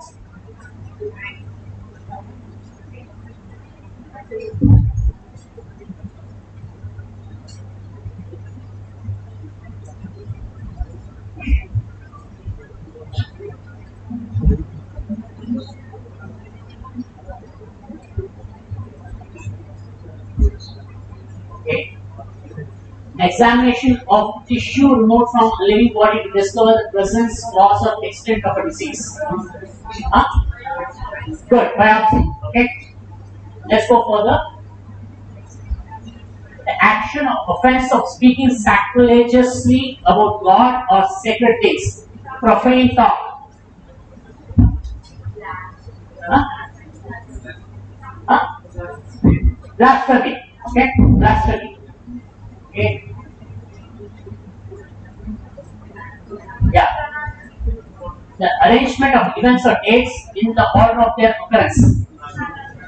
Chronology. Okay. Go further. A vigorous campaign for political, social, religious change. Yeah. What is it? You have to say it loudly. Canvasser. No.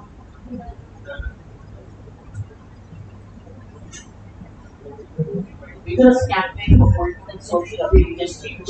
Okay.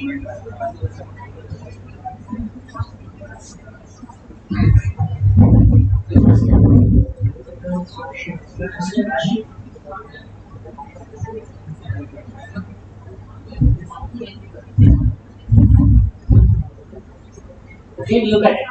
Lasting for a very long, short time. Glimpse. Glimpse is a short period of time you want something to glimpse of. Right? Yeah? So one word. Brief. Okay? Not for. And see.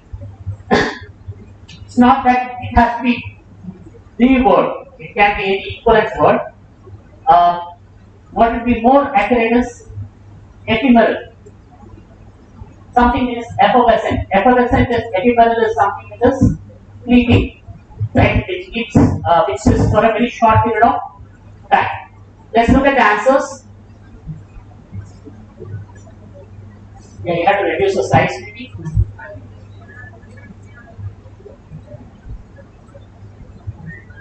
Okay, this is good. Yeah. Allegory is okay. It's not anecdote, but action. Yeah, this right me.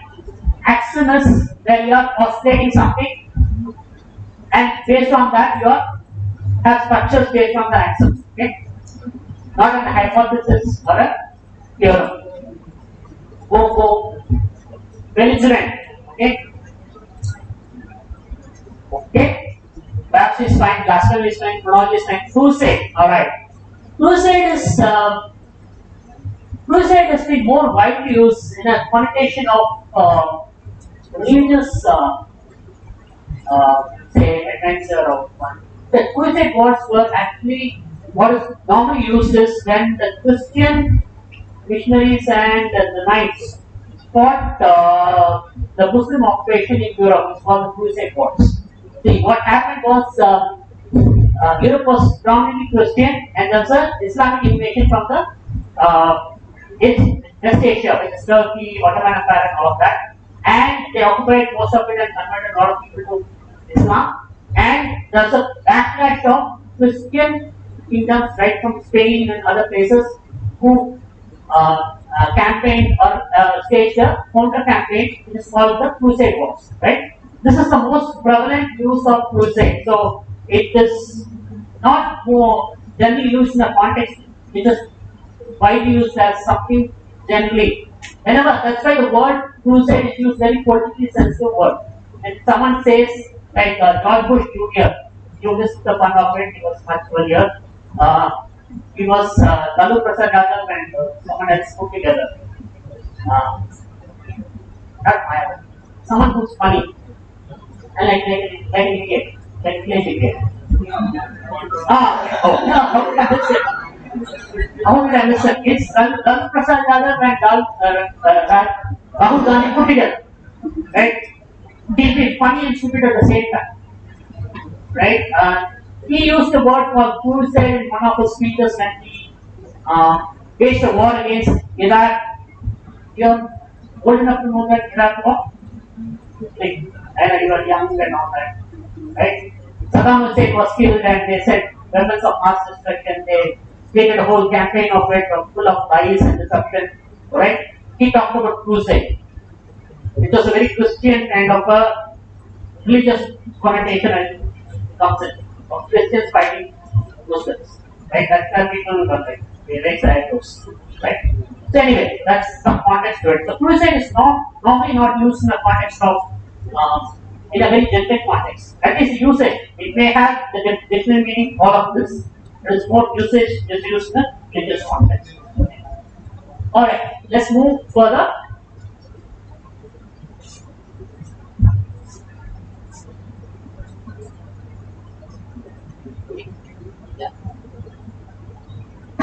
Okay, spoken or done without preparation. Spontaneous, okay. More appropriately, impromptu, pretty close and accurate. Any other word? See, why I did the answers is that the moment you see the answers, there's no exercise here. And what's the point? You will not even register anything in your brain, right? That's why I did the answers, right? Like spoken or done without preparation. I'll give you a small thing. You used to do it in you do it in college and you used to do it in school. Did you speak publicly?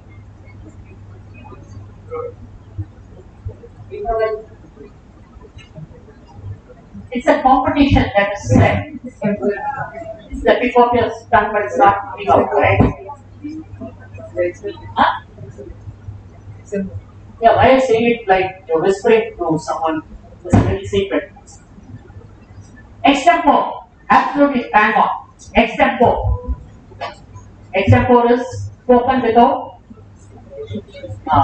preparation. You can also say not exactly the context, but an off the cuff remark is something which you do it spontaneously. When you say he's speaking off the cuff, what does it mean? As an idiom or a phrase. Off the cuff remark is said without much of concentration or thought process. An off the cuff remark may probably be inappropriate, probably, not always, an off the cuff remark. So some people, if they say something spontaneously, mostly they're speaking the truth. And especially it happens in politics. The moment the leader says something off the cuff as an off the cuff remark, he says it, he will not say it as off the cuff remark. People who come back to explain it will say, it was an off the cuff remark, don't take it seriously. You get that? Alright. Alright. So, release someone from a from a duty or obligation. Huh? Suspend, okay? Terminate, okay? These are all unit words. It's not just the word.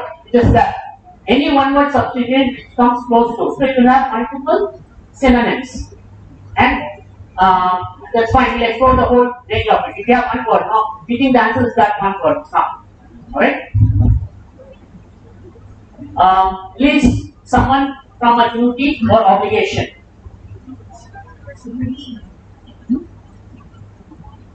Say something. Huh? Relief. Relief, okay?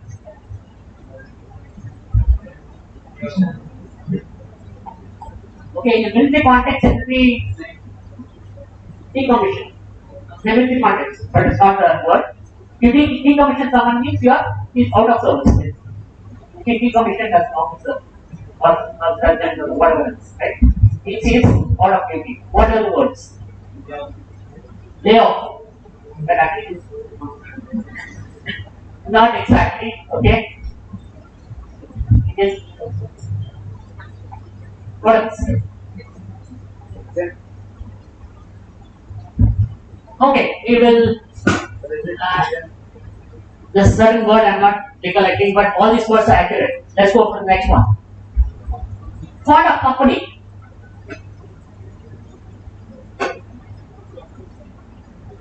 Font of company.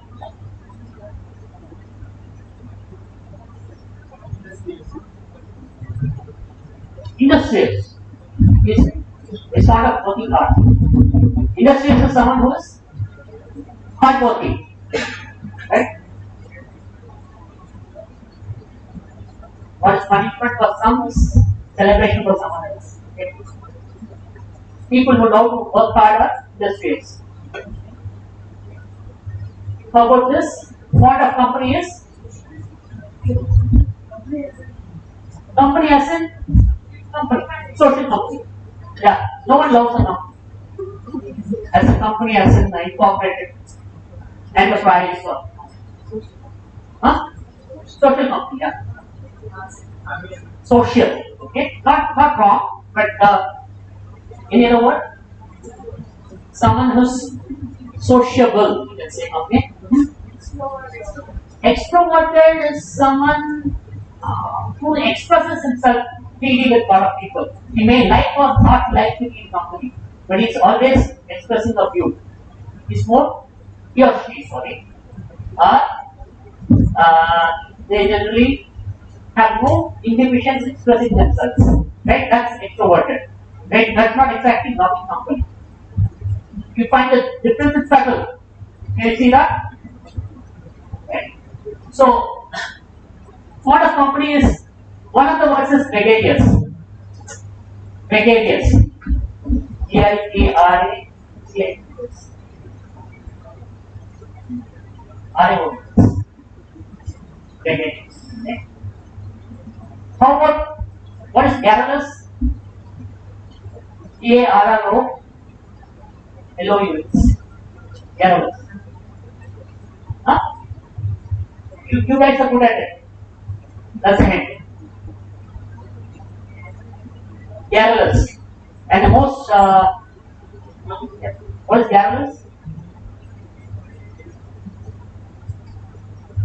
I'll give you a hint. Garrulous old man. Not the only use, but one of the use is the negative connotation. What do old people do? Huh? Exactly. Someone who is incessant in speaking, garrulous, right? And sometimes the point of irritation. That's garrulous. Okay, that's not part of company. Okay? Gregarious is someone who's part of company. Making marks that cannot be removed. Huh? Stain, okay? Anything better? Huh? Okay, trouble less accurate. It's about this is something about the mark. So, scar, okay? That's not far. Star is not far, but in other words, okay, give you a small hint, you will open. Elections, when elections come, they use that. Permanent is close, but huh? Depression. Impression, okay? I was momently depressed. No. That's why I'm a little hard of getting it loud. Okay? Hey, elections, what is the most important thing which happens? Indelible. Indelible is that which can't be created delible. Indelible. They use indelible ink. No, everyone goes like this. Right? They at least use the right finger. Okay? Alright. Okay. Making marks that cannot be. Incapable of making mistakes or being wrong. Perfect is not wrong, not bad. I am looking for another word. Righteous is moral, some high moral value, right? Righteousness is something of high moral quality or attributes, right? That's not what this is. Incapable of making mistakes or being wrong. The women should be well at it, because the wife is usually, wife is always right, not usually. And so she is. Ever heard the word fallacy? What is fallacy? Fallacy is? Exactly. False or something which is not inaccurate. It's something wrong or inaccurate or a fallacy. Fallacy is something of that nature. It is factually incorrect or false. I say false. False is correct. What those things, right? So one who is not exactly okay, infallible. The round of applause. Alright. And don't use your mobile phones. You'll be cheating, not me, but cheating yourself. Okay? I'm not saying keep using it, but that is thought. Right? It's not about you. Okay? Don't use your mobile phones. Okay? Don't take. It's not a charge. I'm just saying. Okay? People take it. I'm not saying you're using it. I'm just making a warning not use.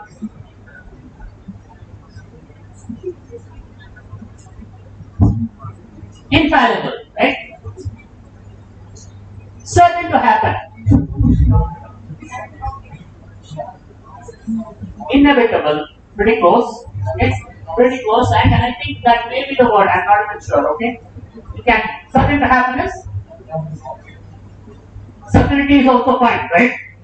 Certainty, right? What else? Destiny is about fate, right? Destiny is not. You know, we can say fate, destiny, right? There's no certainty about it. We think there's a certainty about it.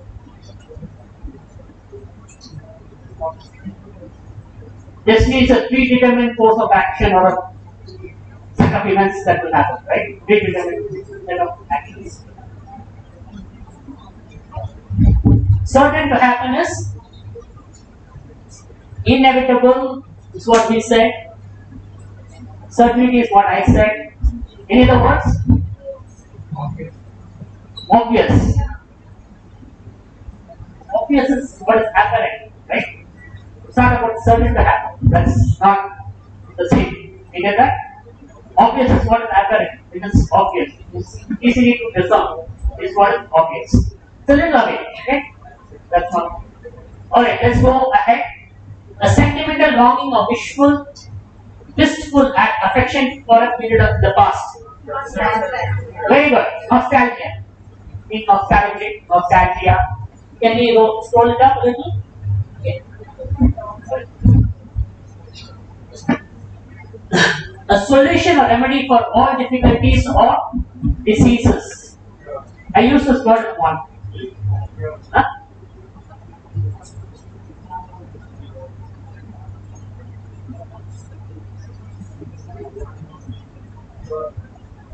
Huh? Pure. Cures. Yeah, it helps to cure everything. But what is that which helps to cure? Huh? Elixir is pretty close. Pretty close. And it's equally appropriate. So we park that. One round of applause. And there's another word which is equally elixir is mostly for life. Elixir of life. It cannot solve a problem. Here it's about a remedy. It doesn't cure, but kind of garners life. So it's more in that context. Okay, I'll just qualify that. Elixir is more to boost your life or rejuvenate or something like that, right? To perpetuate your life. That's elixir. So here it may not be that appropriate. Okay, fine, but it's pretty close. What else? Usually said silver bullet is what is like solves everything, right? You say silver bullet, but that's not the one. That's another word, right? It starts with a P. E. F. A. No, I can't go beyond that. It's not a lack of capacity I don't want. Ever heard the word panacea? Panacea. No? Panacea is something that is a cure-all. A panacea for a problem, panacea for a disease, panacea for all of that. It's almost like a silver bullet. Right? What is said as a silver bullet is also something which solves everything. It's like you shoot that and you're done. Right? Like that. It's an equivalent. Right? Panacea. What's next? A doctrine which identifies God with the universe. When I'm not. I know. If anyone knows, great. I don't know. Okay, I forget that word. Let's go further. Excessively concerned with minor details of rules.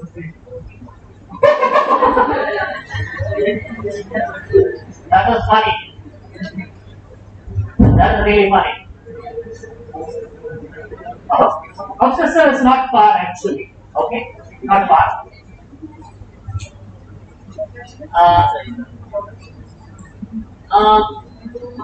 No. Excessively concerned with minor details or rules.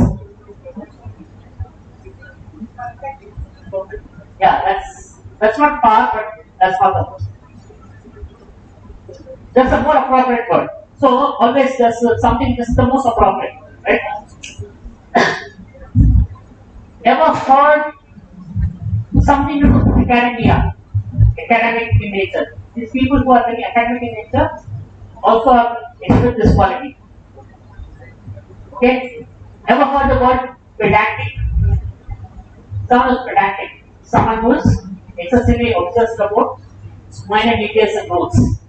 And they are very bookish and like academic in nature. Right? Pedantic.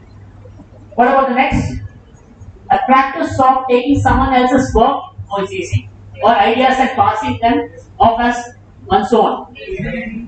Plagiarism, right? Plagiarism.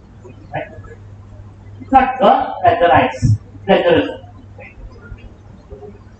It's not plagiarism. Yeah. I think that's most appropriate.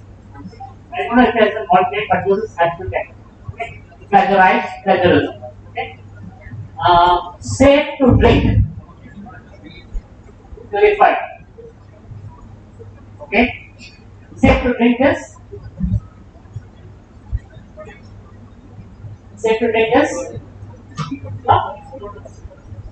portable, right? Portable. P-O-P-A-B-L-E. Portable. Okay? Portable water is safe to drink. Good. What next? Emblems of or insignia of royalty.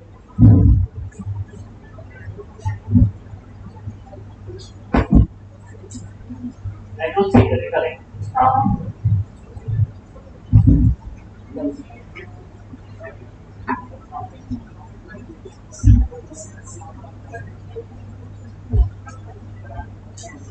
Okay, we'll move. Violation or misuse of what is regarded as sacred.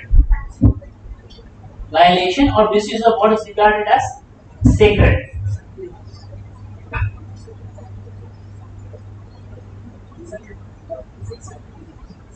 Sacrilege.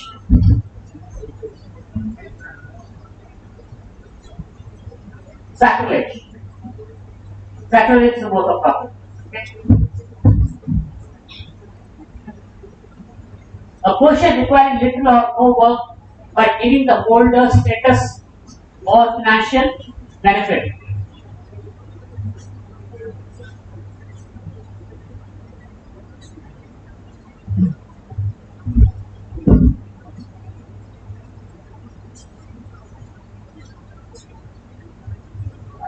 One of the words is honorarium. That's one. I don't know what's given there. We look at it.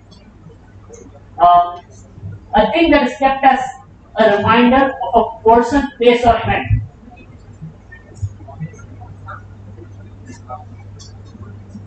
What is that? Yeah. Don't whisper the answer. Be loud. Say that again. So?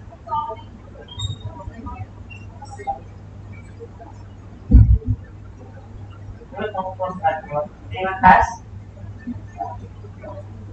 Huh? Souvenir. Souvenir. Okay. Souvenir is what you're talking about. Great. What else? Memorabilia can be also. Memorabilia is also non-great. Okay. Souvenir is also something that you remind yourself of someone, right? Souvenir. Memento. So memento is more given as a gift, right? And it's not very personal. So memento is given in a kind of a public gathering as some kind of a as a mark of respect or something. That is not about this. Alright. What about the next? An imaginary ideal society free of poverty and suffering. Utopia. Utopia. Right? Utopia is an imaginary world where it's all equal and all are fighting and all of that. Okay? And it's cut off from reality, so it's used in the context where people are unhinged from the real world. The imaginary world where everything is all just and fair. Okay? What next? Denoting a sin that is not regarded as depriving the soul of divine grace.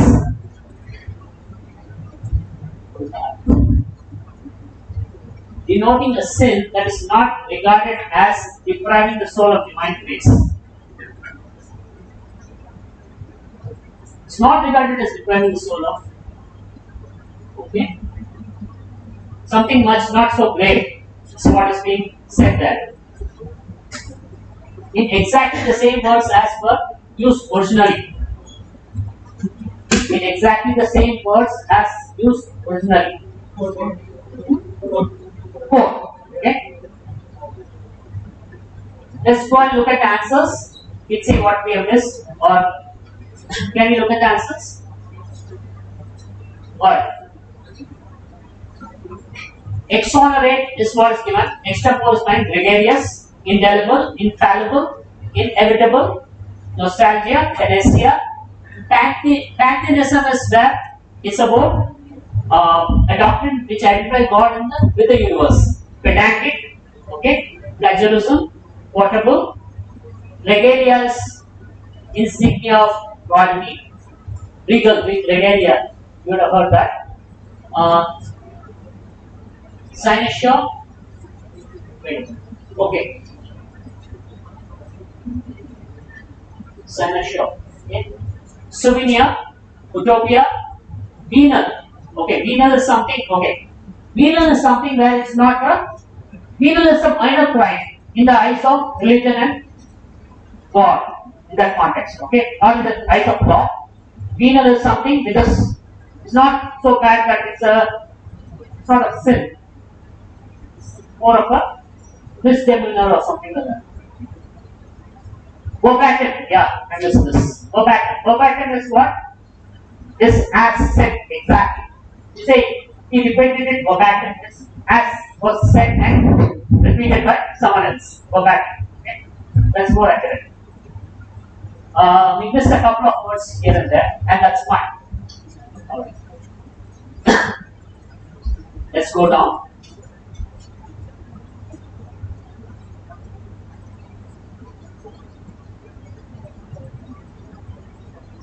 Okay. A state of disorder due to absence or non-recognition of authority of other controlling systems. This is something you would have come across. Anarchy, right? Great. Anarchy. Okay, there's absolute. One way of looking at it is absolute chaos. Another way of looking at it is absolute freedom. If people are well behaved in an anarchy, it can be still okay, but there's no governing authority. Right? Okay. Now, one of the places where there is anarchy and still there is, you can contend that there is order is no, not in geography. In a world. Cryptocurrency system, the blockchain technology. Right? It has no rules. I mean, it has rules, but it has no authority. No governance of it. No centralized basis of implementing or imposing something. It's self-governing nature. So it's in a way anarchy in nature. Okay? A form of government in which power is held by the nobility. Nobility, huh? Monarchy. Okay? Monarchy is what he says.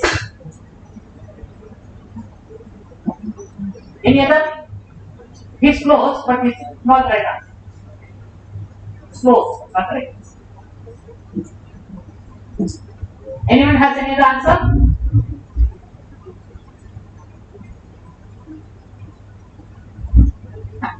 No?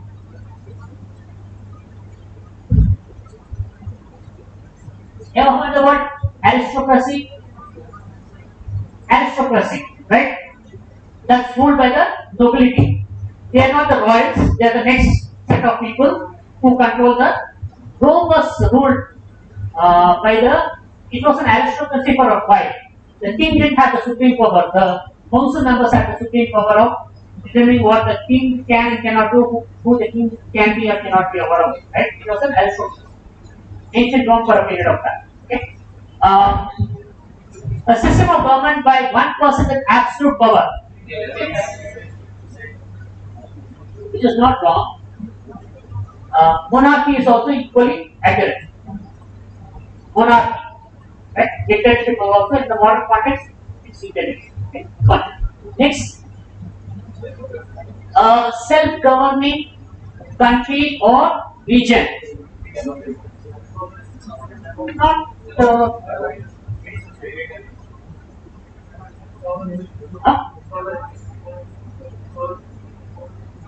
sovereign.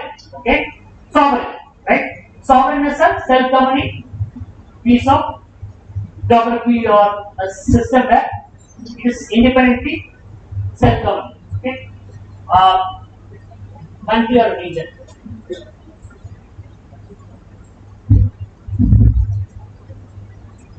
Okay, a system of government in which most of the important decisions are taken by state officials rather than by elected representatives. Not public. Federation. No, not exactly. The federation also elected representatives will take decisions. Huh? Huh? Communism. Huh? Communism. Communism is by a single party rule, right? Mostly it is dictatorship which kind of gets passed up as communism. But anyway, that's a different discussion altogether. But I'm looking for another word. Very good. Bureaucracy. He said it. Very good. Bureaucracy. Okay? A bureaucracy is that. Yeah, you can give me a round of applause.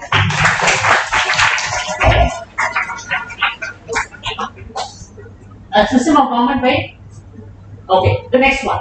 A system of government by the whole population or all the eligible members of a state, typically through elected representatives. Democracy. Okay? Through elected representatives means it's a democracy.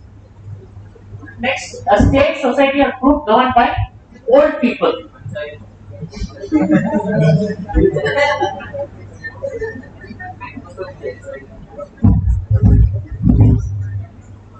Governed by old people. I can't recollect that. Anyone has? Anyone knows? Alright. Okay, look at the answer. Let's go for the next one. A state or country run by the worst, least qualified, or most unscrupulous citizens. Yeah.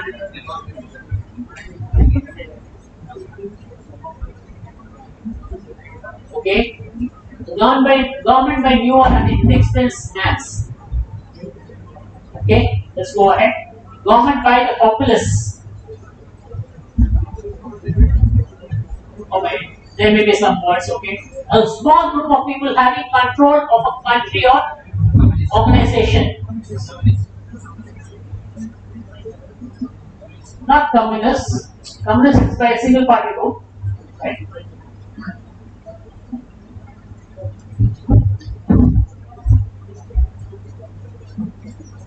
A small group of people having control over a country or an organization.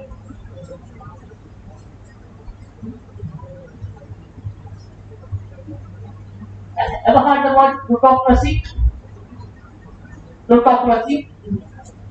Okay. It's a plutocracy. Okay. A government by the wealthy.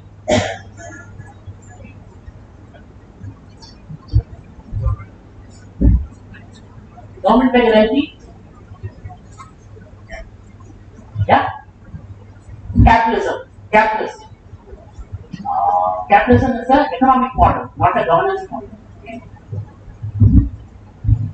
What will that mean? Government of the wealthy.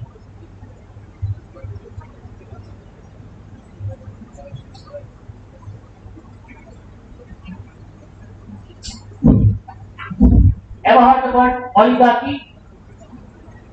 Oligarchy. It's a select set of extremely wealthy people who control the entire country. What about the next one? Government not connected to religion or spiritual matters. Secular. Okay? That everyone knows. I mean, relate to us. Alright. Anarchy, aristocracy, autocracy. Okay.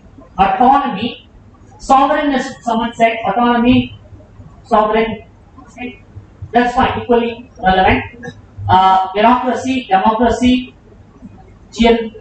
I don't know. It is bureaucracy. I never came across these words. Neocracy. Occulocracy, populace. Oligarchy is very set of small. Okay. Wealthy is plutocracy. I skip that. Okay. Wealthy people, when they lead it plutocracy, a small set of people when they do it is oligarchy. Let's switch that. Okay. Both are close but different. Okay. When a small set of people control the entire country, it's a oligarchy. If it's by the wealthiest people, it is a plutocracy. Okay. And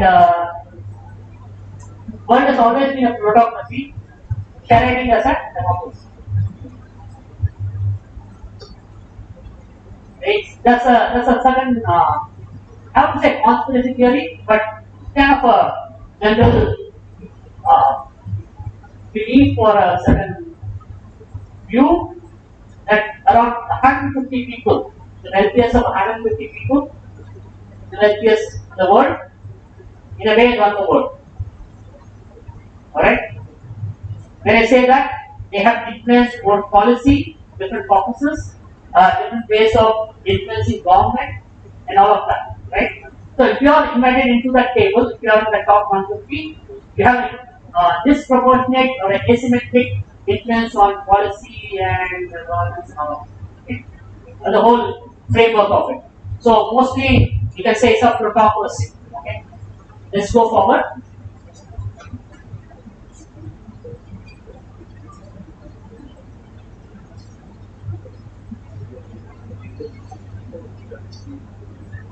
Okay. All this looks very rarely used. We'll just move further down. Hold it.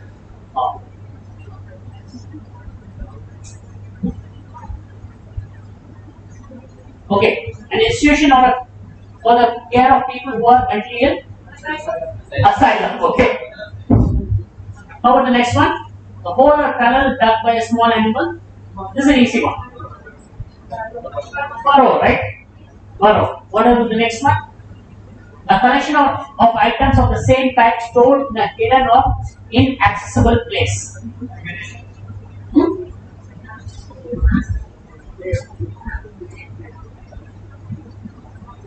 A collection of items of the same type stored in a hidden or inaccessible place. Correct, pressure.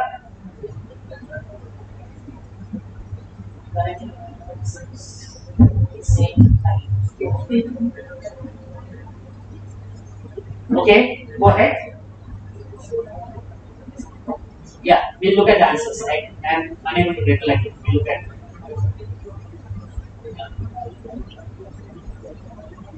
That's fine. Archives. That's something we missed. Okay. Every editor, all that. Arena is something of a. Okay, let's look at this. Arena, arsenal is a set of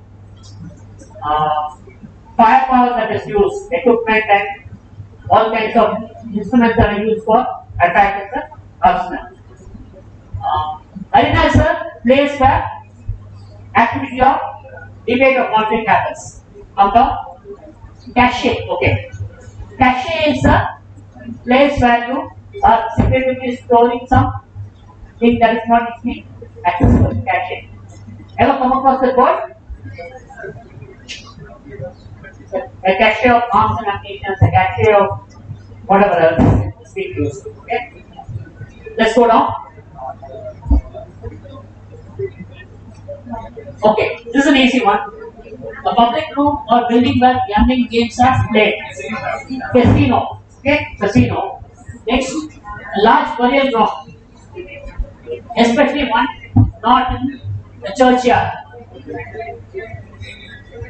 Cemetery, graveyard. Next, a room in a public building where outdoor clothes or luggages may be left. Probably a cloak, I'm not so sure, but look at it. Next one, a place where a dead person's body is cremated. Now, cremated. Cremation is different than burial. What is cremation? What is burial? You know the difference, right? It's not the same. Cremation is burning. Burial is buried. Okay? They're not the same. Yeah, we like that, but this place are very long. And closer to that. Alright. So, it's a crematorium, right? A crematorium. Cremation is a crematorium. A place where, okay, a Christian community of nuns living together under a monastic vow. Huh? No.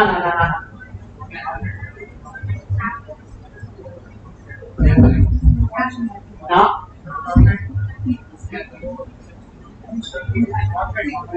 Huh? Answers? Huh? Convent. Okay. Convent is close. Yes. A monastery is also equally accurate. Maybe it's used not in a Christian, is it even Christian? Okay. Yeah, monastery is more widely in the Eastern world. Okay. Yeah. Alright. Nursery where babies and young children are cared for during a working day. Huh? Daycare. Another one? Crash, right? Crash is somewhere where young ones are taken care for working parents. Let's go down.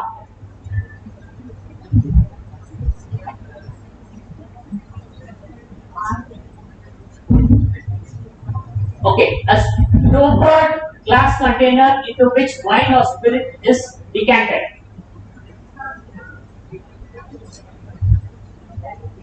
A small hint, the answer is in the question. That's all. Decanter. Next, a large bedroom for a number of people in a school or a institution. Dormitory, right? Dormitory. Dormitory. What else? A nest of a squirrel, typically in the form of a massa fixed in a tree. Nest of a squirrel. Okay, let's look at it. Further, a room or a building equipped for gymnastics, games, and other physical exercise. Gymnasium. It's given in the question itself. What about the next? A straw house or fresh grave. Okay. A large building with an extensive floor area, typically for housing aircraft. Hangar. What else? Next, a box or a cage, typically with a wire mesh front, for keeping rabbits or other small domesticated animals. Let's carry the question on.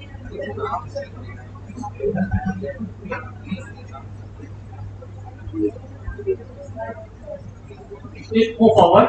A place in a large institution for the care of those who are ill.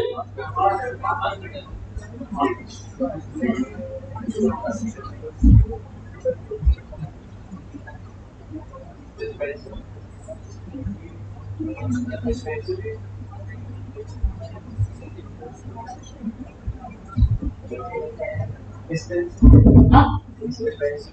Dispensary is more of a place where the doctor and the patient meet and get treatment.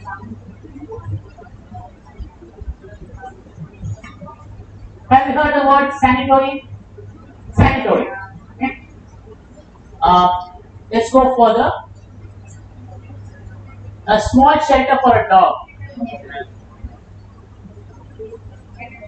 Kennel. Okay. Next, a place where wild animals live. Okay. A place where coins, medals, or tokens are made. Okay. Go further down.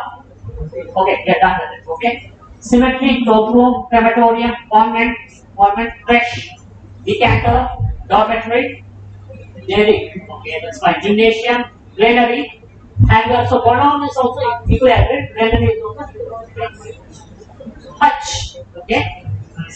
Okay. Infirmary. Okay. Nell. Okay. Lyre. Okay. It's a lyre. Okay. A place where wild animals live. Okay. Lyre. Mint. This how did we this mint here? Mint is an easy one. A mint, right? That way it's mint in Nagpur, wherever it is. Right? Nasi. That's a mint. Mint is that, right? Alright. Alright. Get to the next one.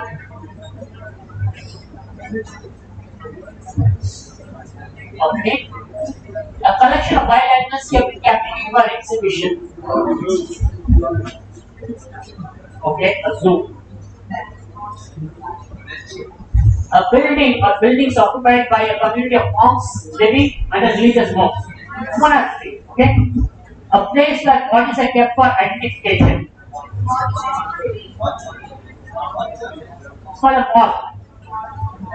Mall. G-U-E. Okay. A place of enclosed land planted with fruit trees. An orchard, right?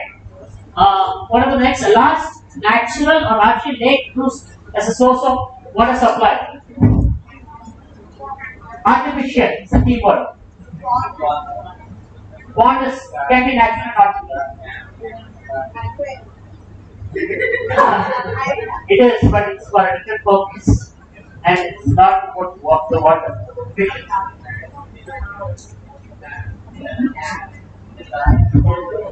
Dam, that's not that. Dam. Reservoir. Reservoir is the most accurate answer. Okay. What are the next one?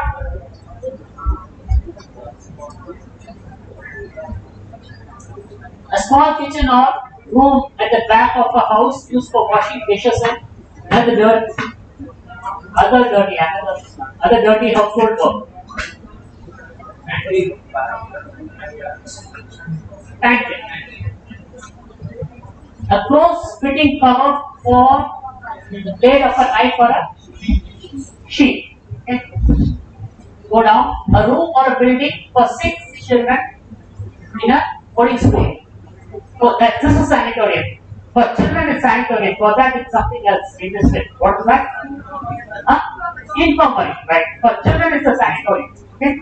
A sanatorium is again for sick people, but here it's for children. Okay. Sanatorium. A place where animal hides are tanned. Tanner. A large, tall cupboard in which clothes may be hung or stored. Perfect is close. It's a better word.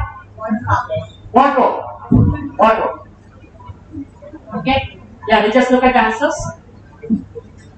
Monastery, mall, orchard, reservoir, scullery. Okay. Okay, pantry is set. Go down. Go down. Sheep is fine. Sanatorium is fine. Tannery, wardrobe. Okay.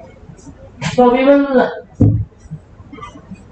close it here and then come back at 2, is it? There is the break. 1 to 2 is the break. Okay. Yes. Okay. Make it 4, right? Yes, sir.